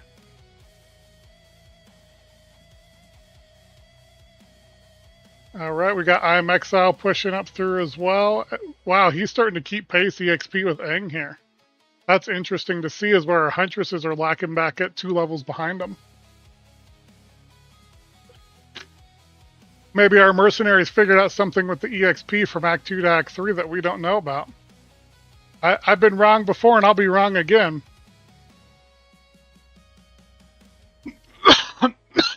Excuse me. Hey, what up, bag holder? Welcome in. Big Country, welcome back. Hopefully y'all are having a great day.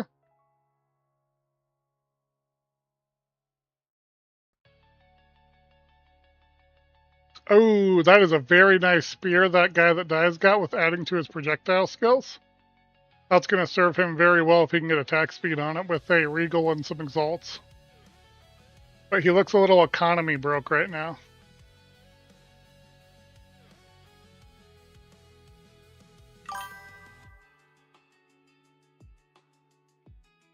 I don't think Ag is ever going to switch from Mercenary this patch. I think he's very dialed into wanting to run Mercenary. Just in hearing some of his different talks, Raw, I think he's very sold on taking Mercenary all the way. It's where he has the most practice on. I think it would be impractical for him to switch. I mean, he's pushing through very, very well right now. Yeah, I don't think he's out all the way yet. I think Guy That Dies is at a very good pace ahead of him. But I think Aang at the worst is probably going to finish third in this, if he doesn't make some egregious mistakes. So there's no doubt Aang has done a great job at the start and put himself in a very nice position. I just questioned some of the EXP and gearing decisions because it did start putting him behind as we saw that more and more. Act 3, wow. Yeah, dude, we're already to Act 3 and they're less than an hour and a half in. Like, usually I can get through Act 4 in about 3.5 hours is my pace when I'm starting a new season, which is almost double the time of these guys, which is crazy.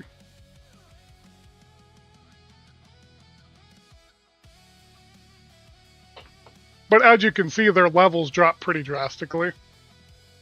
But man, Aang is still holding as that EXP leader as he gets into Jaquani's.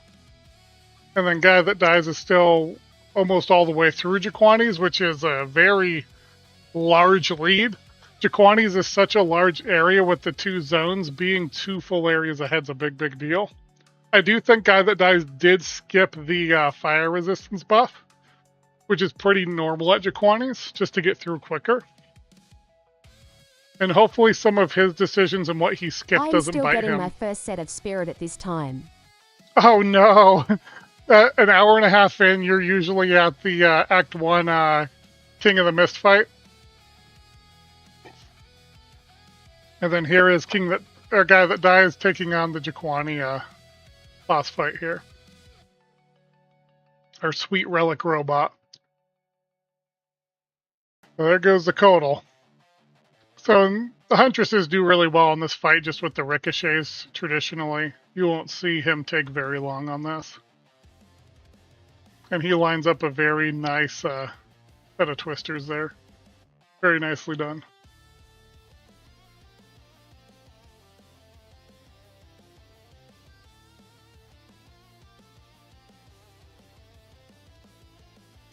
Two, 3, 1 right behind him. And then we have Aang and I Am Exile pulling up the rear. Snacks and having candy so nice, chill and slow. Oh, yeah, for sure. At League Start, I'm a lot more aggressive. I'll try and get through all the acts and all of the interludes in about 8 hours. That's usually about my pacing, getting through interludes as well. And usually, like I said, I'm at that 3 to 4 hour mark when I get through Act 4, and then we do our next 3 to 4 hours in the interludes. In our interludes, we very much slow down to start gearing our character to start mapping. But in this case, where these guys are literally racing, they're cutting to the finish line as fast as they can, so it's a lot different of a mindset. They're not concerned about having to take on interlude bosses or get into mapping or anything of that nature. They're just purely getting through Act 4 as quick as possible with that short-term goal in mind. So it is a little bit different in that way.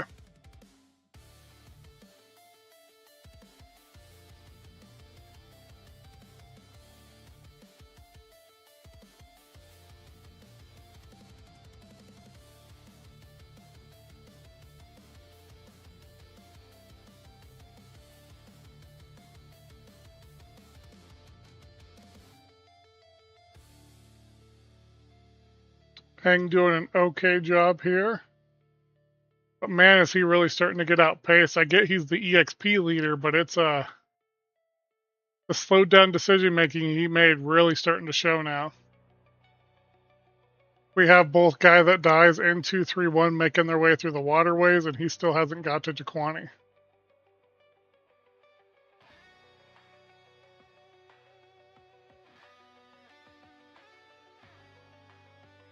He's close, but just not quite there yet.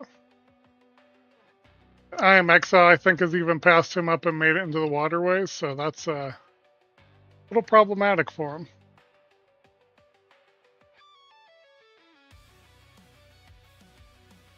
Oh, no, excuse me, I'm Exile was still in Jaquani, so that's my fault. Dang, holding third place still, now at the Jaquani fight. But yeah, I think he really hurt himself from a pacing level, but EXP-wise, he's very poised to go into Act 4 and just dispense justice, take belt to ass, you know? And so we'll have to see how those decisions work out for him as we get to the last leg and get through Act 3 here. I have my doubts for sure. I think it may have been a miscall, but we're getting there. We're getting there.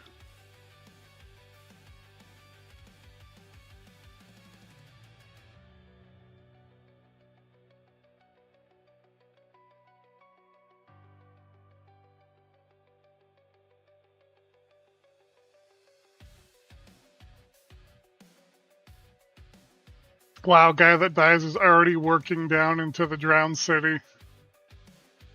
He's now a full progression stage ahead of I Am Exile and Angmaris.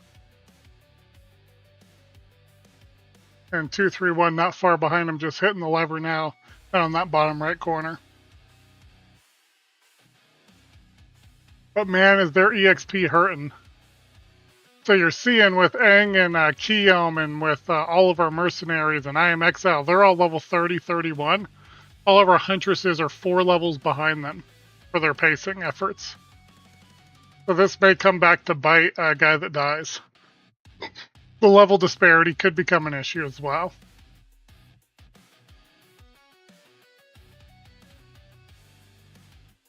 He seems to be doing okay. I'm quite surprised because he is 13 levels behind the zone right now.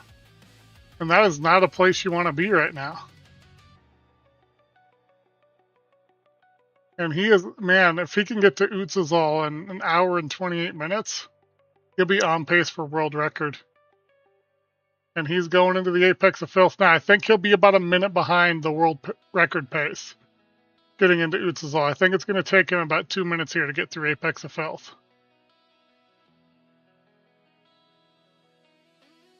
I still can't believe how fast he's going through at level 27. It's just amazing to watch, man. Ooh, and Aang went down. No. Did he get a time penalty? I see him grayed out on the right screen. Did we miss him going down? What's good, GNJ? Hey, what up, Black Chronix? Welcome in, welcome in. What's the map level right now? So if you are in the Drowned City, it's a level 40 zone. Oh, that's so bad for Aang. He just went down. He had planned everything perfect and got caught in the waterways, man. Oh, that's going to hurt him so bad. That's so bad for him. He's serving out his penalty right now. He can't move. Oh, that just crushed his run. He may drop out of the top 4 from this. Yeah, Kiyomi is right on his tail, and so is I'm Exile. They're like right there getting ready to pass him.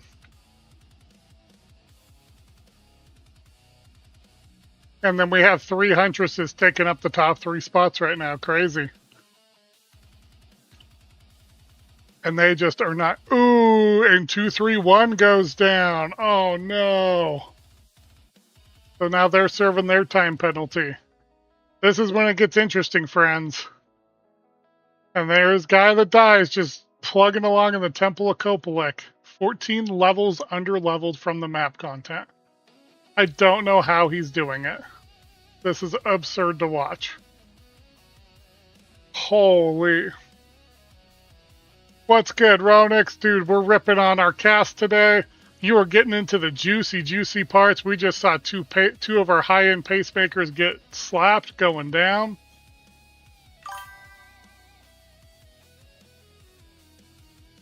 Yeah, full 2-minute time penalty.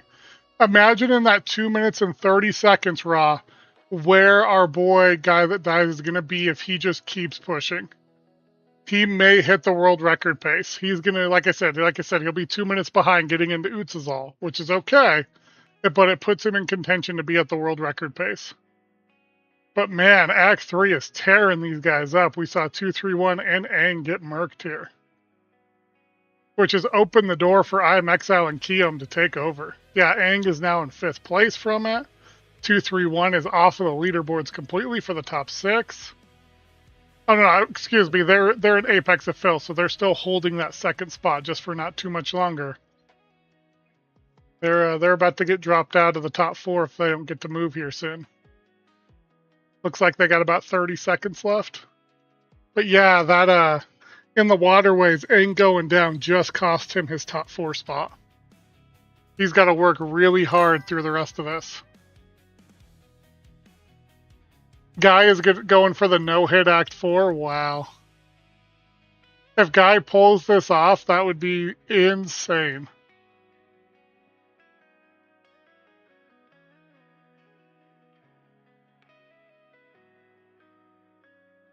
There's 231 taking on their Apex of Filth fight. Oh, and they go down again. Oh, they just get ripped. That's so bad. They now got to sit there. Oh, no. So that was their first time going down. They just replayed it. I'm sorry. I thought that was the second time. That's my bad. Hopefully they get Queen of Filth this time without getting Kadured. Man, and Guy That Dies, he's at ExileCon. Let's see if he can make it to King's March at the world record pace of 1:35. He's got about 3 minutes to get there. He'll be close on it. He's still got 2 fights to get through, though.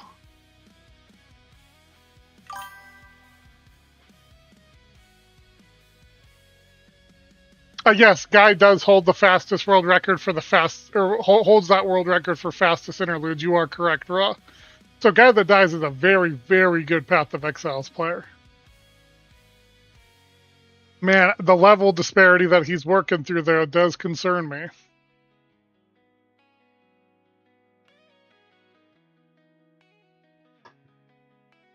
And this is what Ziggy was talking about at the start of the cast today.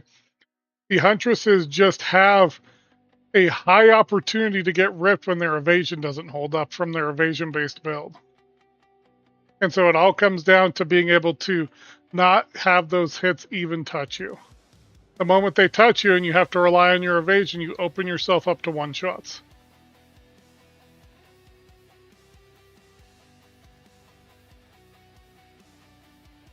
Wow, so close there. Oh my god, he gets a unique belt. Is it worth it? What is the belt? Oh, it's the Keen Hall. The Keen Hall does nothing for him. That's so bad. Oh, this is crazy to watch. So we're through Viper. We got Apex of Filth for I Am Exile. I Am Exile, man, staying so consistent. And Kiyoum staying right there with them. So they're both getting ready to get into the Temple of Koplik. 231's doing just fine. Ooh, we had Lindong enter into ExileCon. And then we have Guy That Dies. It's heading to the Black Chamber now. I almost bet Guy That Dies skips the 2 extra skill points here. I think he's trying to go for the world record pace right here, right now. This is, crazy to watch. Whoa! Dude, if Guy That Dies pulls this off and hits the world record, this will be crazy. Oh my gosh.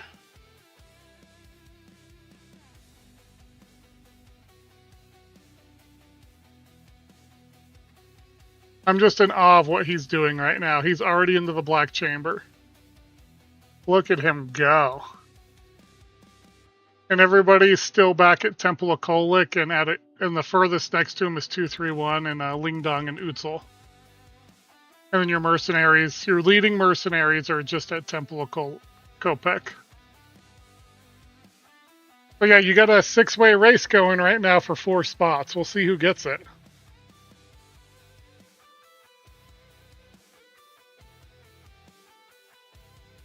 But Guy That Dies is playing a very, very crazy, dangerous strategy because he's not going to get any more EXP.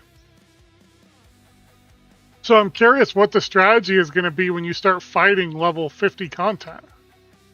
At level 27. Are they going to try and catch their EXP up somewhere?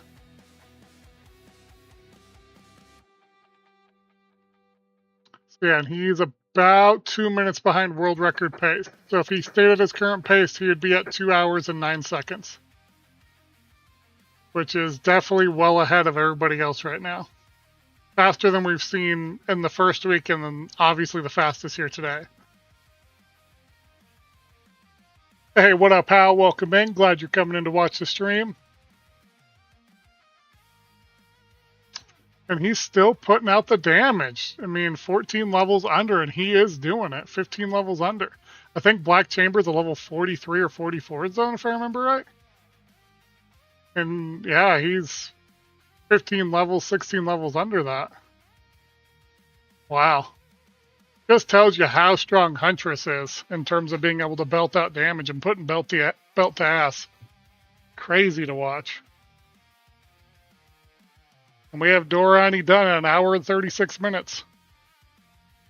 And he will be moving on into Act 4.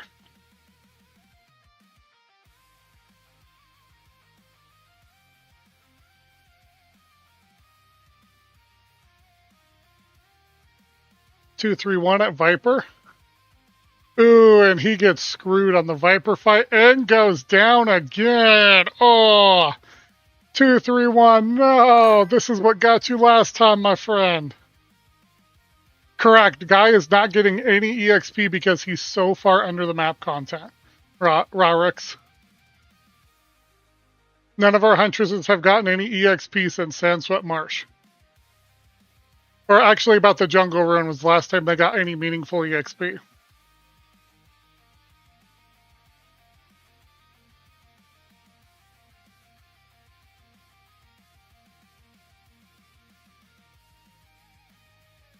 Wow, crazy. Alright, Guy That Dies is already into the abandoned prison, working through. This is just insane to watch.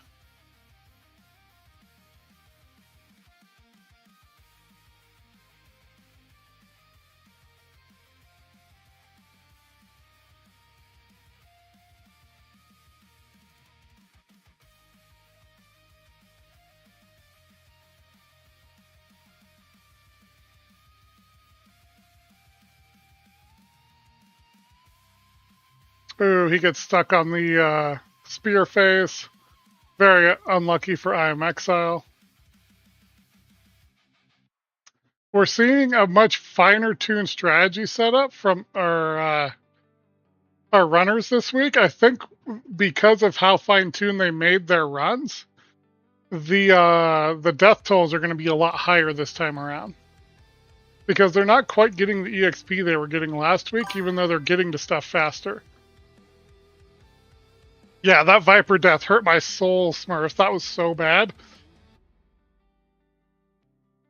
2-3-1 sitting on their second penalties, knocked them all the way down to the bottom 6.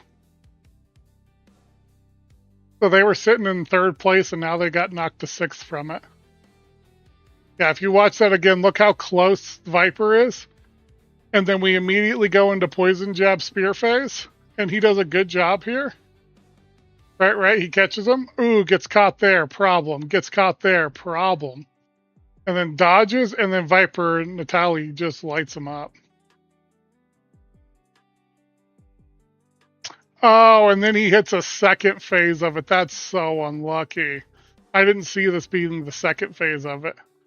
And then, yeah, he's down on health pots and then just gets bum blasted right there. Oh, the positioning in that corner was so bad, 2-3-1. You need to get away from that corner. Because PoE has physics mechanics in the game that when you get caught on a corner like that, you're not going to like the result and you're going to get hit every time. And then it just pinned him into a bad spot for Viper to get him. Yeah, remember Ag spent extra time gearing up and look at him now? Yep. I mean, he's still pulling up 4th place. And he's in the Black Chambers, but the 2 level 27 Huntresses are just so far ahead right now. Right? Like you're seeing Guy That Dies and our other Huntress, which I'm not sure why they're not showing them, Lead-On. Lead-On's already into Act 4 as well. They beat Doriani 3 minutes after Guy That Dies did. Wow, and 2-3-1 got completely kicked out of the top 6 from that second death.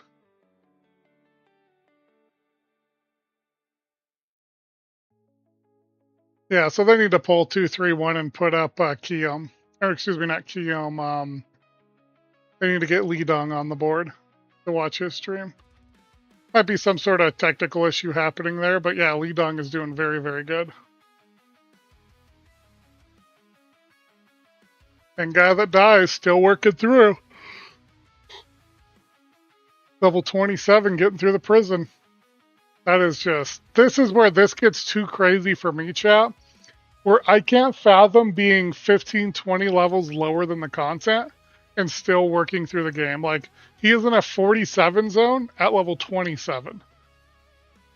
Like, this is just speed racing at its finest for sure.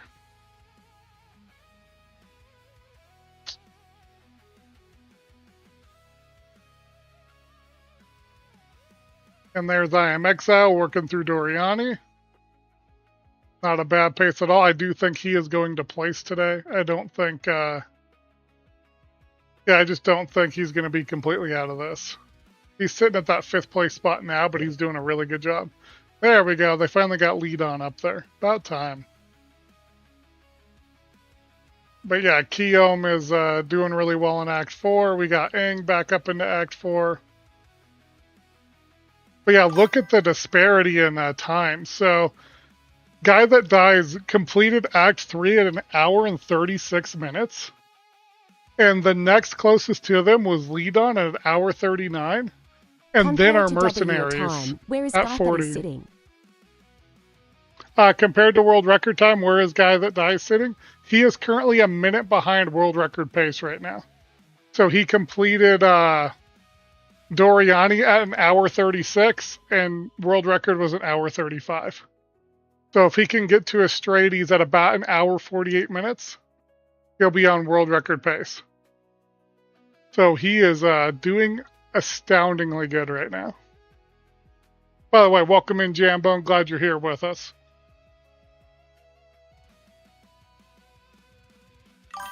You said you're placing hardcore for 1.0 going? Yes, we are going to go for 99 in hardcore on 1.0. So we're going to do 2 weeks of softcore with the guild, and then we're going to switch over to hardcore to place. Getting my feet wet this season, Smurf, on hardcore. We got up to level 82 in 3 days, playing very casually. So I think I could have a pretty good run in hardcore. Also insane that the Huntresses got the power to beat this content when they're this underleveled. Exactly. Yeah, like, this is a level 48 boss with a level 27 Huntress, and they just have the damage, and Krutok here does a ton of, or has a ton of health. I mean, he's a 200,000 health boss here. Nice, I'll help you if I can. You're 4 bars in a 96? Nice. Yeah, dude, I would love to run up with you as we go through it. Definitely work together with the guild stash, keep each other up and going as we as our characters fall. But we're going to be doing a lot of hardcore content next season for Path of Exiles. Hey, Joe, welcome back in. Good to see you, my dog. Wow, this is just... Yep, there's Lead On taking on the prison fight. And Guy That Dies is already on Shrike Island. That's just insane. He's 3 minutes ahead of Lidong and Hello, how 4 are you minutes ahead doing? of the Mercenaries. I'm doing so good, Joe. We're just enjoying the most amazing speed run I think I've seen in this series. Guy That Dies may clinch the world record today. He's so close, man.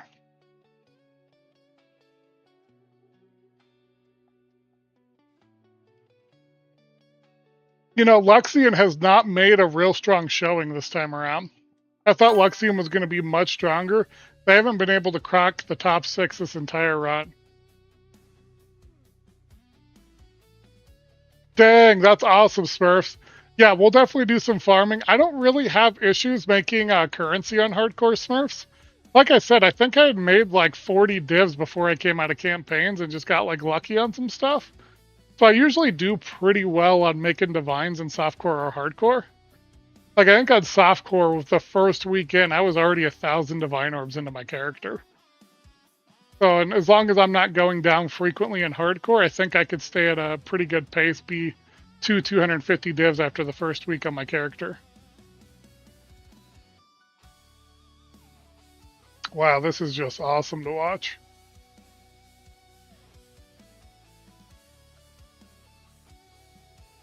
Look at Aang go, man. Sorry, guys, for the yawns. It's already been a long, long day. We've been working 12 hours today.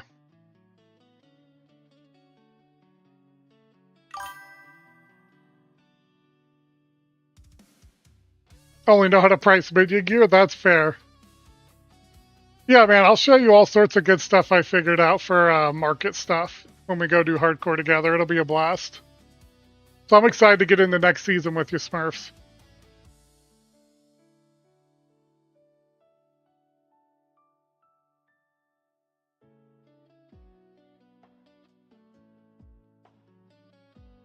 And there's Guy That Dies right on Scourge of the Skies, man. Wow.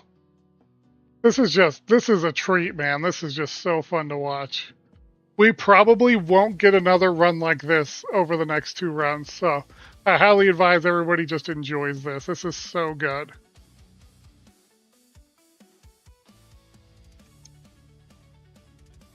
Ooh, there again, guys. We're a tired boy today. I'm very excited and having a bunch of fun. Just the day's catching up with me. As you can see, we're a little bit of a fat guy, so we've been working out. That's been taking it out of me. And then Aang is just out doing the prison fight. Wow. They're like 3-4 minutes behind Guy That Dies. Nobody's even coming close to him. Oh my gosh, he might do it, dude. He is on pace right now for world record getting to Rasties. This is absolutely insane.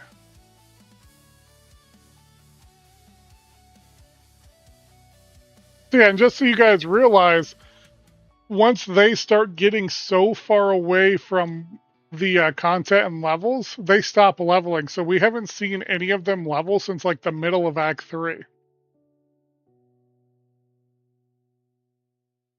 And I think Aang is going to get it today in that top 4 spot, and I think I Am Exile might get pushed out.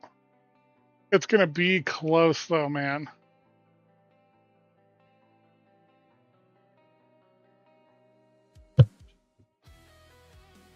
Man, our mercenaries are going to be battling at the bottom here these next couple of weeks is what it's looking like.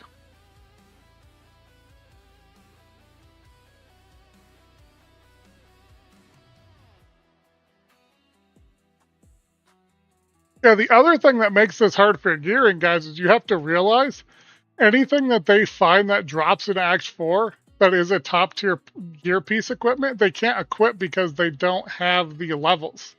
So a lot of these pieces start requiring about level 35 or 36 to wear. So they're pretty much trapped into their gear for the rest of the run here going through Act 4. Yeah, this is just pure skill and performance right now. They've set their builds, they're off and going, and we're going to see how quick they get through it.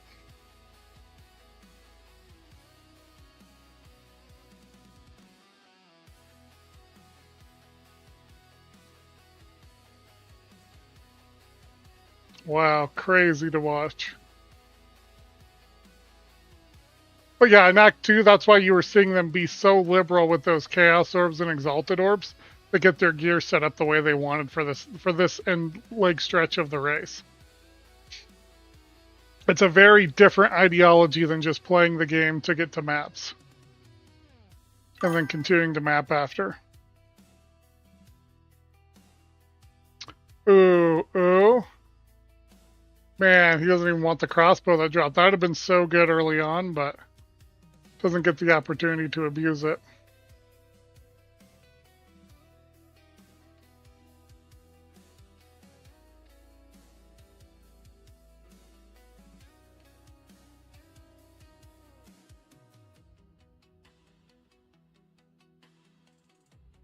Wow, this is crazy to watch. Guy that dies is already going to be taking down the Astrades boss at hour 50. He is right now approximately 62 seconds ahead of world record. He is right there. We may see a world record today. Oh, that's crazy, Smurfs. I found like 20 fracturings in softcore.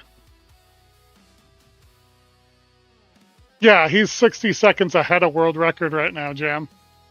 We may see a new world record today. So yeah, definitely all the focus for me the rest of this cast is going to be on Guy That Dies to see if he gets the world record. He is like 7 minutes out from beating the game. 6.5, 7 minutes, as long as he doesn't get into some bad choices here or some unfortunate hits.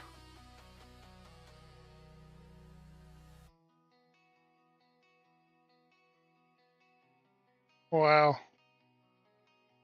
And we're just now seeing the mercenaries go through Shrike Island, and Guy That Dies is already through Astrades. He's in excavation.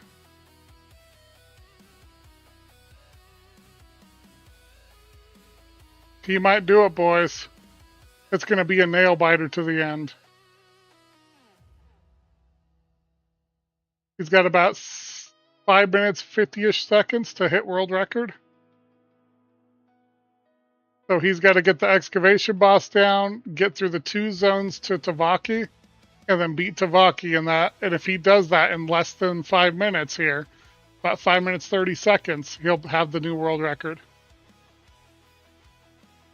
Yeah, definitely keep your eye on everything Guy That Dies is doing. This is the funnest race I've seen. Wow. I'm just awestruck, dude. I'm a fan. We're seeing one of the greatest runs happen right now, right in front of us.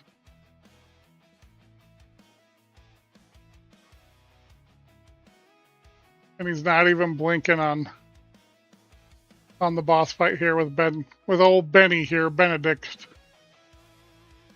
And he gets him down before he can do any of his one-shot mechanics. Oh my gosh, is it going to happen? Is he going to get the world record today? He is minutes away from getting it. Literal minutes, guys.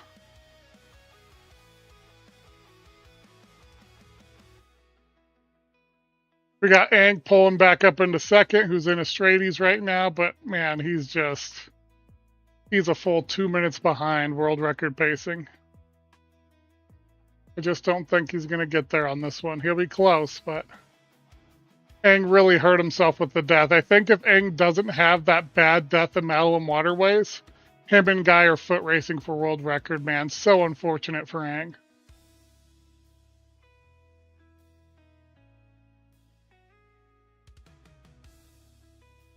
And they're just right there pushing. Ooh, gotta be careful, Aang.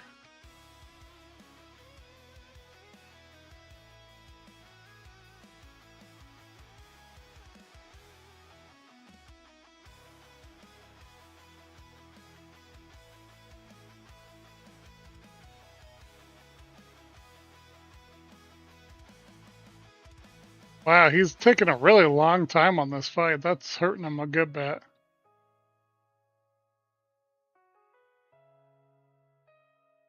All right, guy that dies knows he's got to move. World record's on the line. He's going into the last two zones for Tavaki. He has got to get it moving right now. He's got 3 minutes. 3 minutes to take world record right here. Here it is. 3 minutes, 9 seconds is world record pace. He's on it right now. I think we are getting ready to see a world record happen right here, right on stream.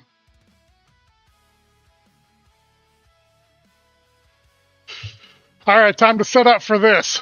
Ooh, ooh, baby. Can you get it?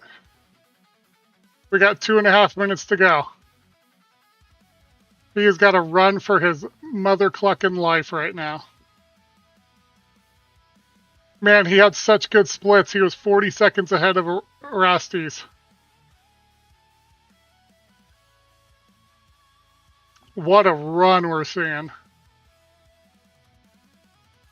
Where was this last week? Guys that dies ate his Wheaties today, man. Damn. All right, we're down to 2 minutes. He's got to get through this zone in the next about 30, 45 seconds. Oh, no. Oh, no. That could have been catastrophic. He recovered so good. That was so problematic. Again, I am Exile pulling up in 5th place. I just don't think today's his day, man. He had such a strong start. Just got no one to light it to side. I hope so, man. It's going to be close. We're down to the last minute and a half. Oh, I think he's taken too long to get through here. He's got to be almost there to that boss fight.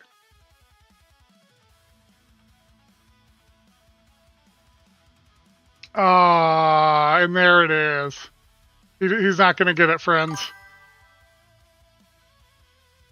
Oh. Oh no, Coops is laying right at my feet like a good boy. Oh no, he's sleeping. There he went. Oh yeah, he's side-eyeing me. It's a good old nap time for the Coops. Yeah, that reload at the checkpoint just killed his chances at world record. The almost run, the almost perfect run. Wrenching. He was right there, guys. Man, that was so close. I mean, he's obviously going to win if he just completes here, but man, he almost had it. What a heartbreak here at the end for world record. What a run, boys.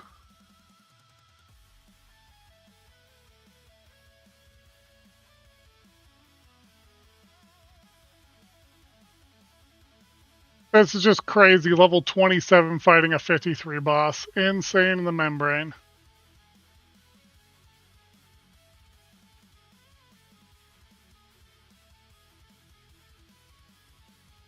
And there's world record time. So he's going to be about a minute and a half behind it. He had a shot too. He just got tangled up there at the end. He was right there. If he could path there, he could get it. He just got tangled up on the mobs there.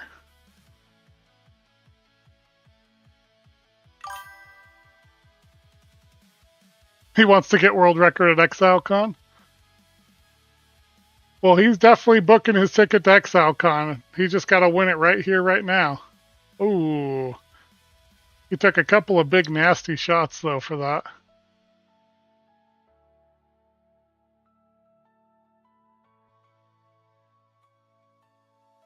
There he goes.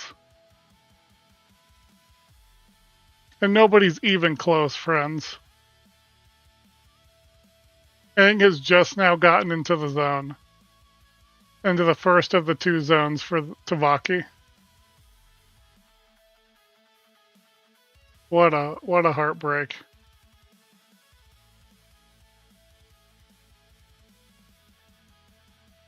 I don't think we're going to quite see sub 2 hours, but it'll be close. Tavaki does a lot of talking. She should have been a soap opera actress. Tavaki never shuts the hell up.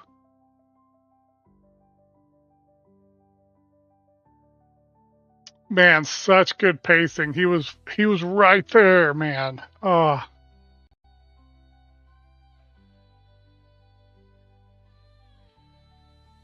So close, so close.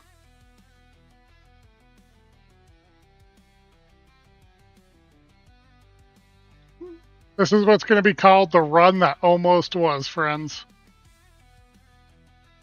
Hey, Big Country, welcome back. All right, time to hit our conclusions. Who's going to be the 4? I guess who's going to be the 3 after Guy? Guy's got this pretty well locked up as long as he doesn't make some really bad mistakes here. It's all but over now. Man, what an insane pace. So he's riding 5 minutes faster than anybody last week. What a hell of a performance.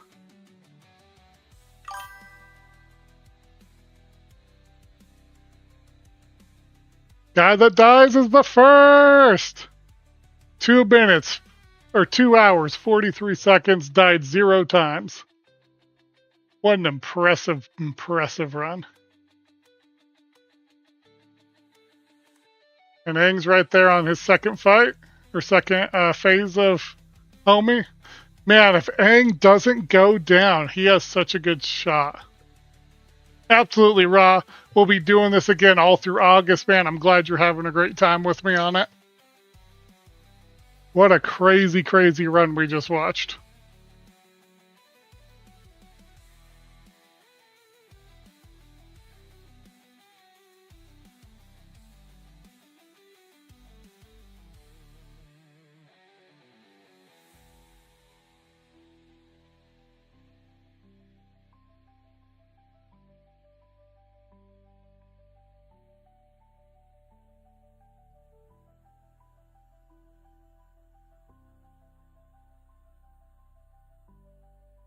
And there we go.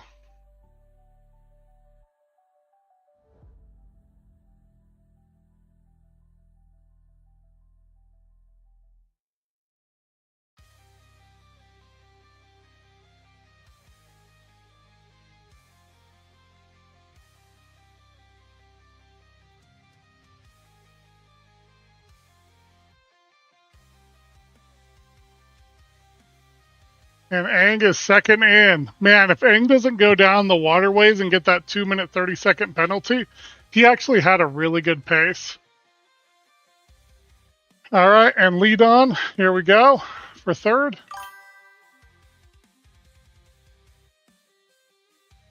Yeah, he could have been under that 2 hours. He could have been in contention as well. So I think Aang, actually looking back on all, he made some good choices. We were questioning it a little bit. The death is really what got him there.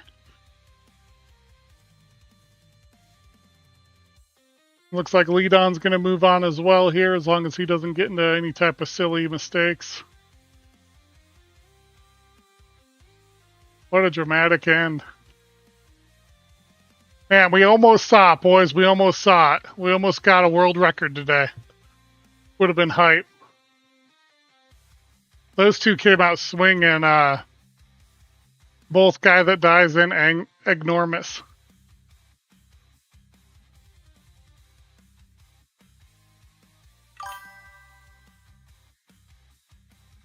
Yeah, we did Aang dirty. Well, it's just like, man, I think if you hold back just a little bit, right, and don't get so greedy with the EXP, you might actually, and you don't go down on the waterways, he could have had like an hour 57-minute finish. I don't know why he doubled down on doing the Dreadnought. But he did a great job overall, man. Definitely much better than I could do. And obviously much better than most people could do. Oh no, Lee Don goes down. He just opened the door for everybody else. That's so bad. We got Kiyoum getting ready to slip in. Kiyoum and I'm Exile Racer could slip in right here, right now, and take it from him. And then Lee Don would have to come back next week. Oh my god. This is really happening. What a dramatic finish. Oh no, Kiyoum is in such a bad place. Oh, he reloads to avoid the penalty. Oh man, is IMXL gonna finish third? No way. No way is this happening right now.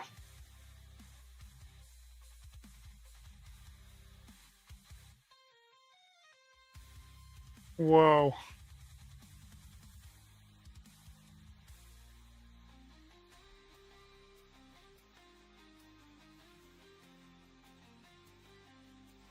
Yeah, big shout out to all the speedrunners, man, putting in all the work that they did. IMXL is going to sneak into that third spot, dude. Look at him. He's feeling it too, man. Does the whole face rub and all. He's just like, fuck! Oh. He's right there. He could taste it, dude. Him and Woodish are right there, right at the same point, almost exactly. Him and Woodish could just take this whole thing and pull it away from Kium and Leadon, who had been doing so well the entire race. Uh-oh, uh-oh, uh-oh, uh-oh, uh-oh. He makes it out, he makes it out. That almost got scary for a minute, friends. He lives the frost. He lives the second version of the frost. Doesn't get pelted by it. Oh, man, he may get it. Ooh, took a nasty shot there, but he's all right. He's all right.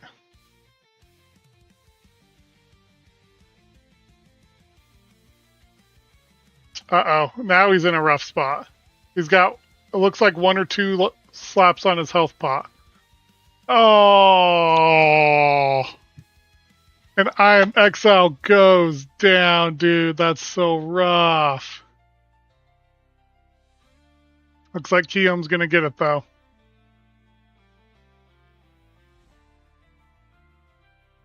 Woodish did finish. And then Kium takes it off.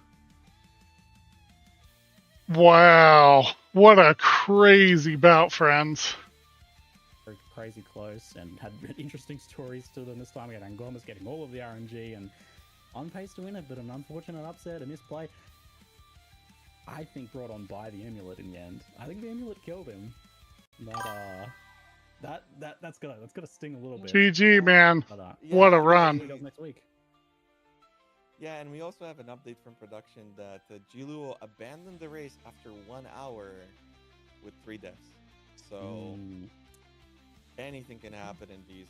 But the thing is, you know, we're probably sticking the patch for ExileCon. Wow. Yeah, have a great week, Rarix. Thanks for popping in. Get through.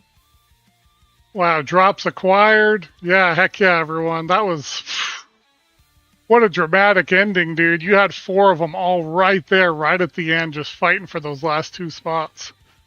That was insane, the membrane, man. That was so fun. Thank you guys for coming to hang.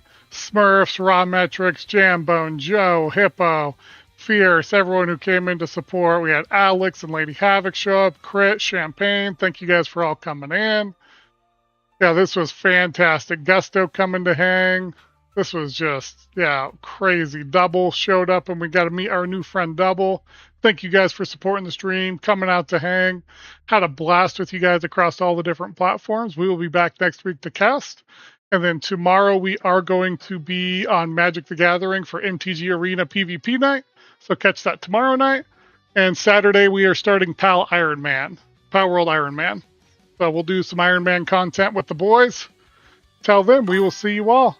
Take it easy. Have a good night, everyone.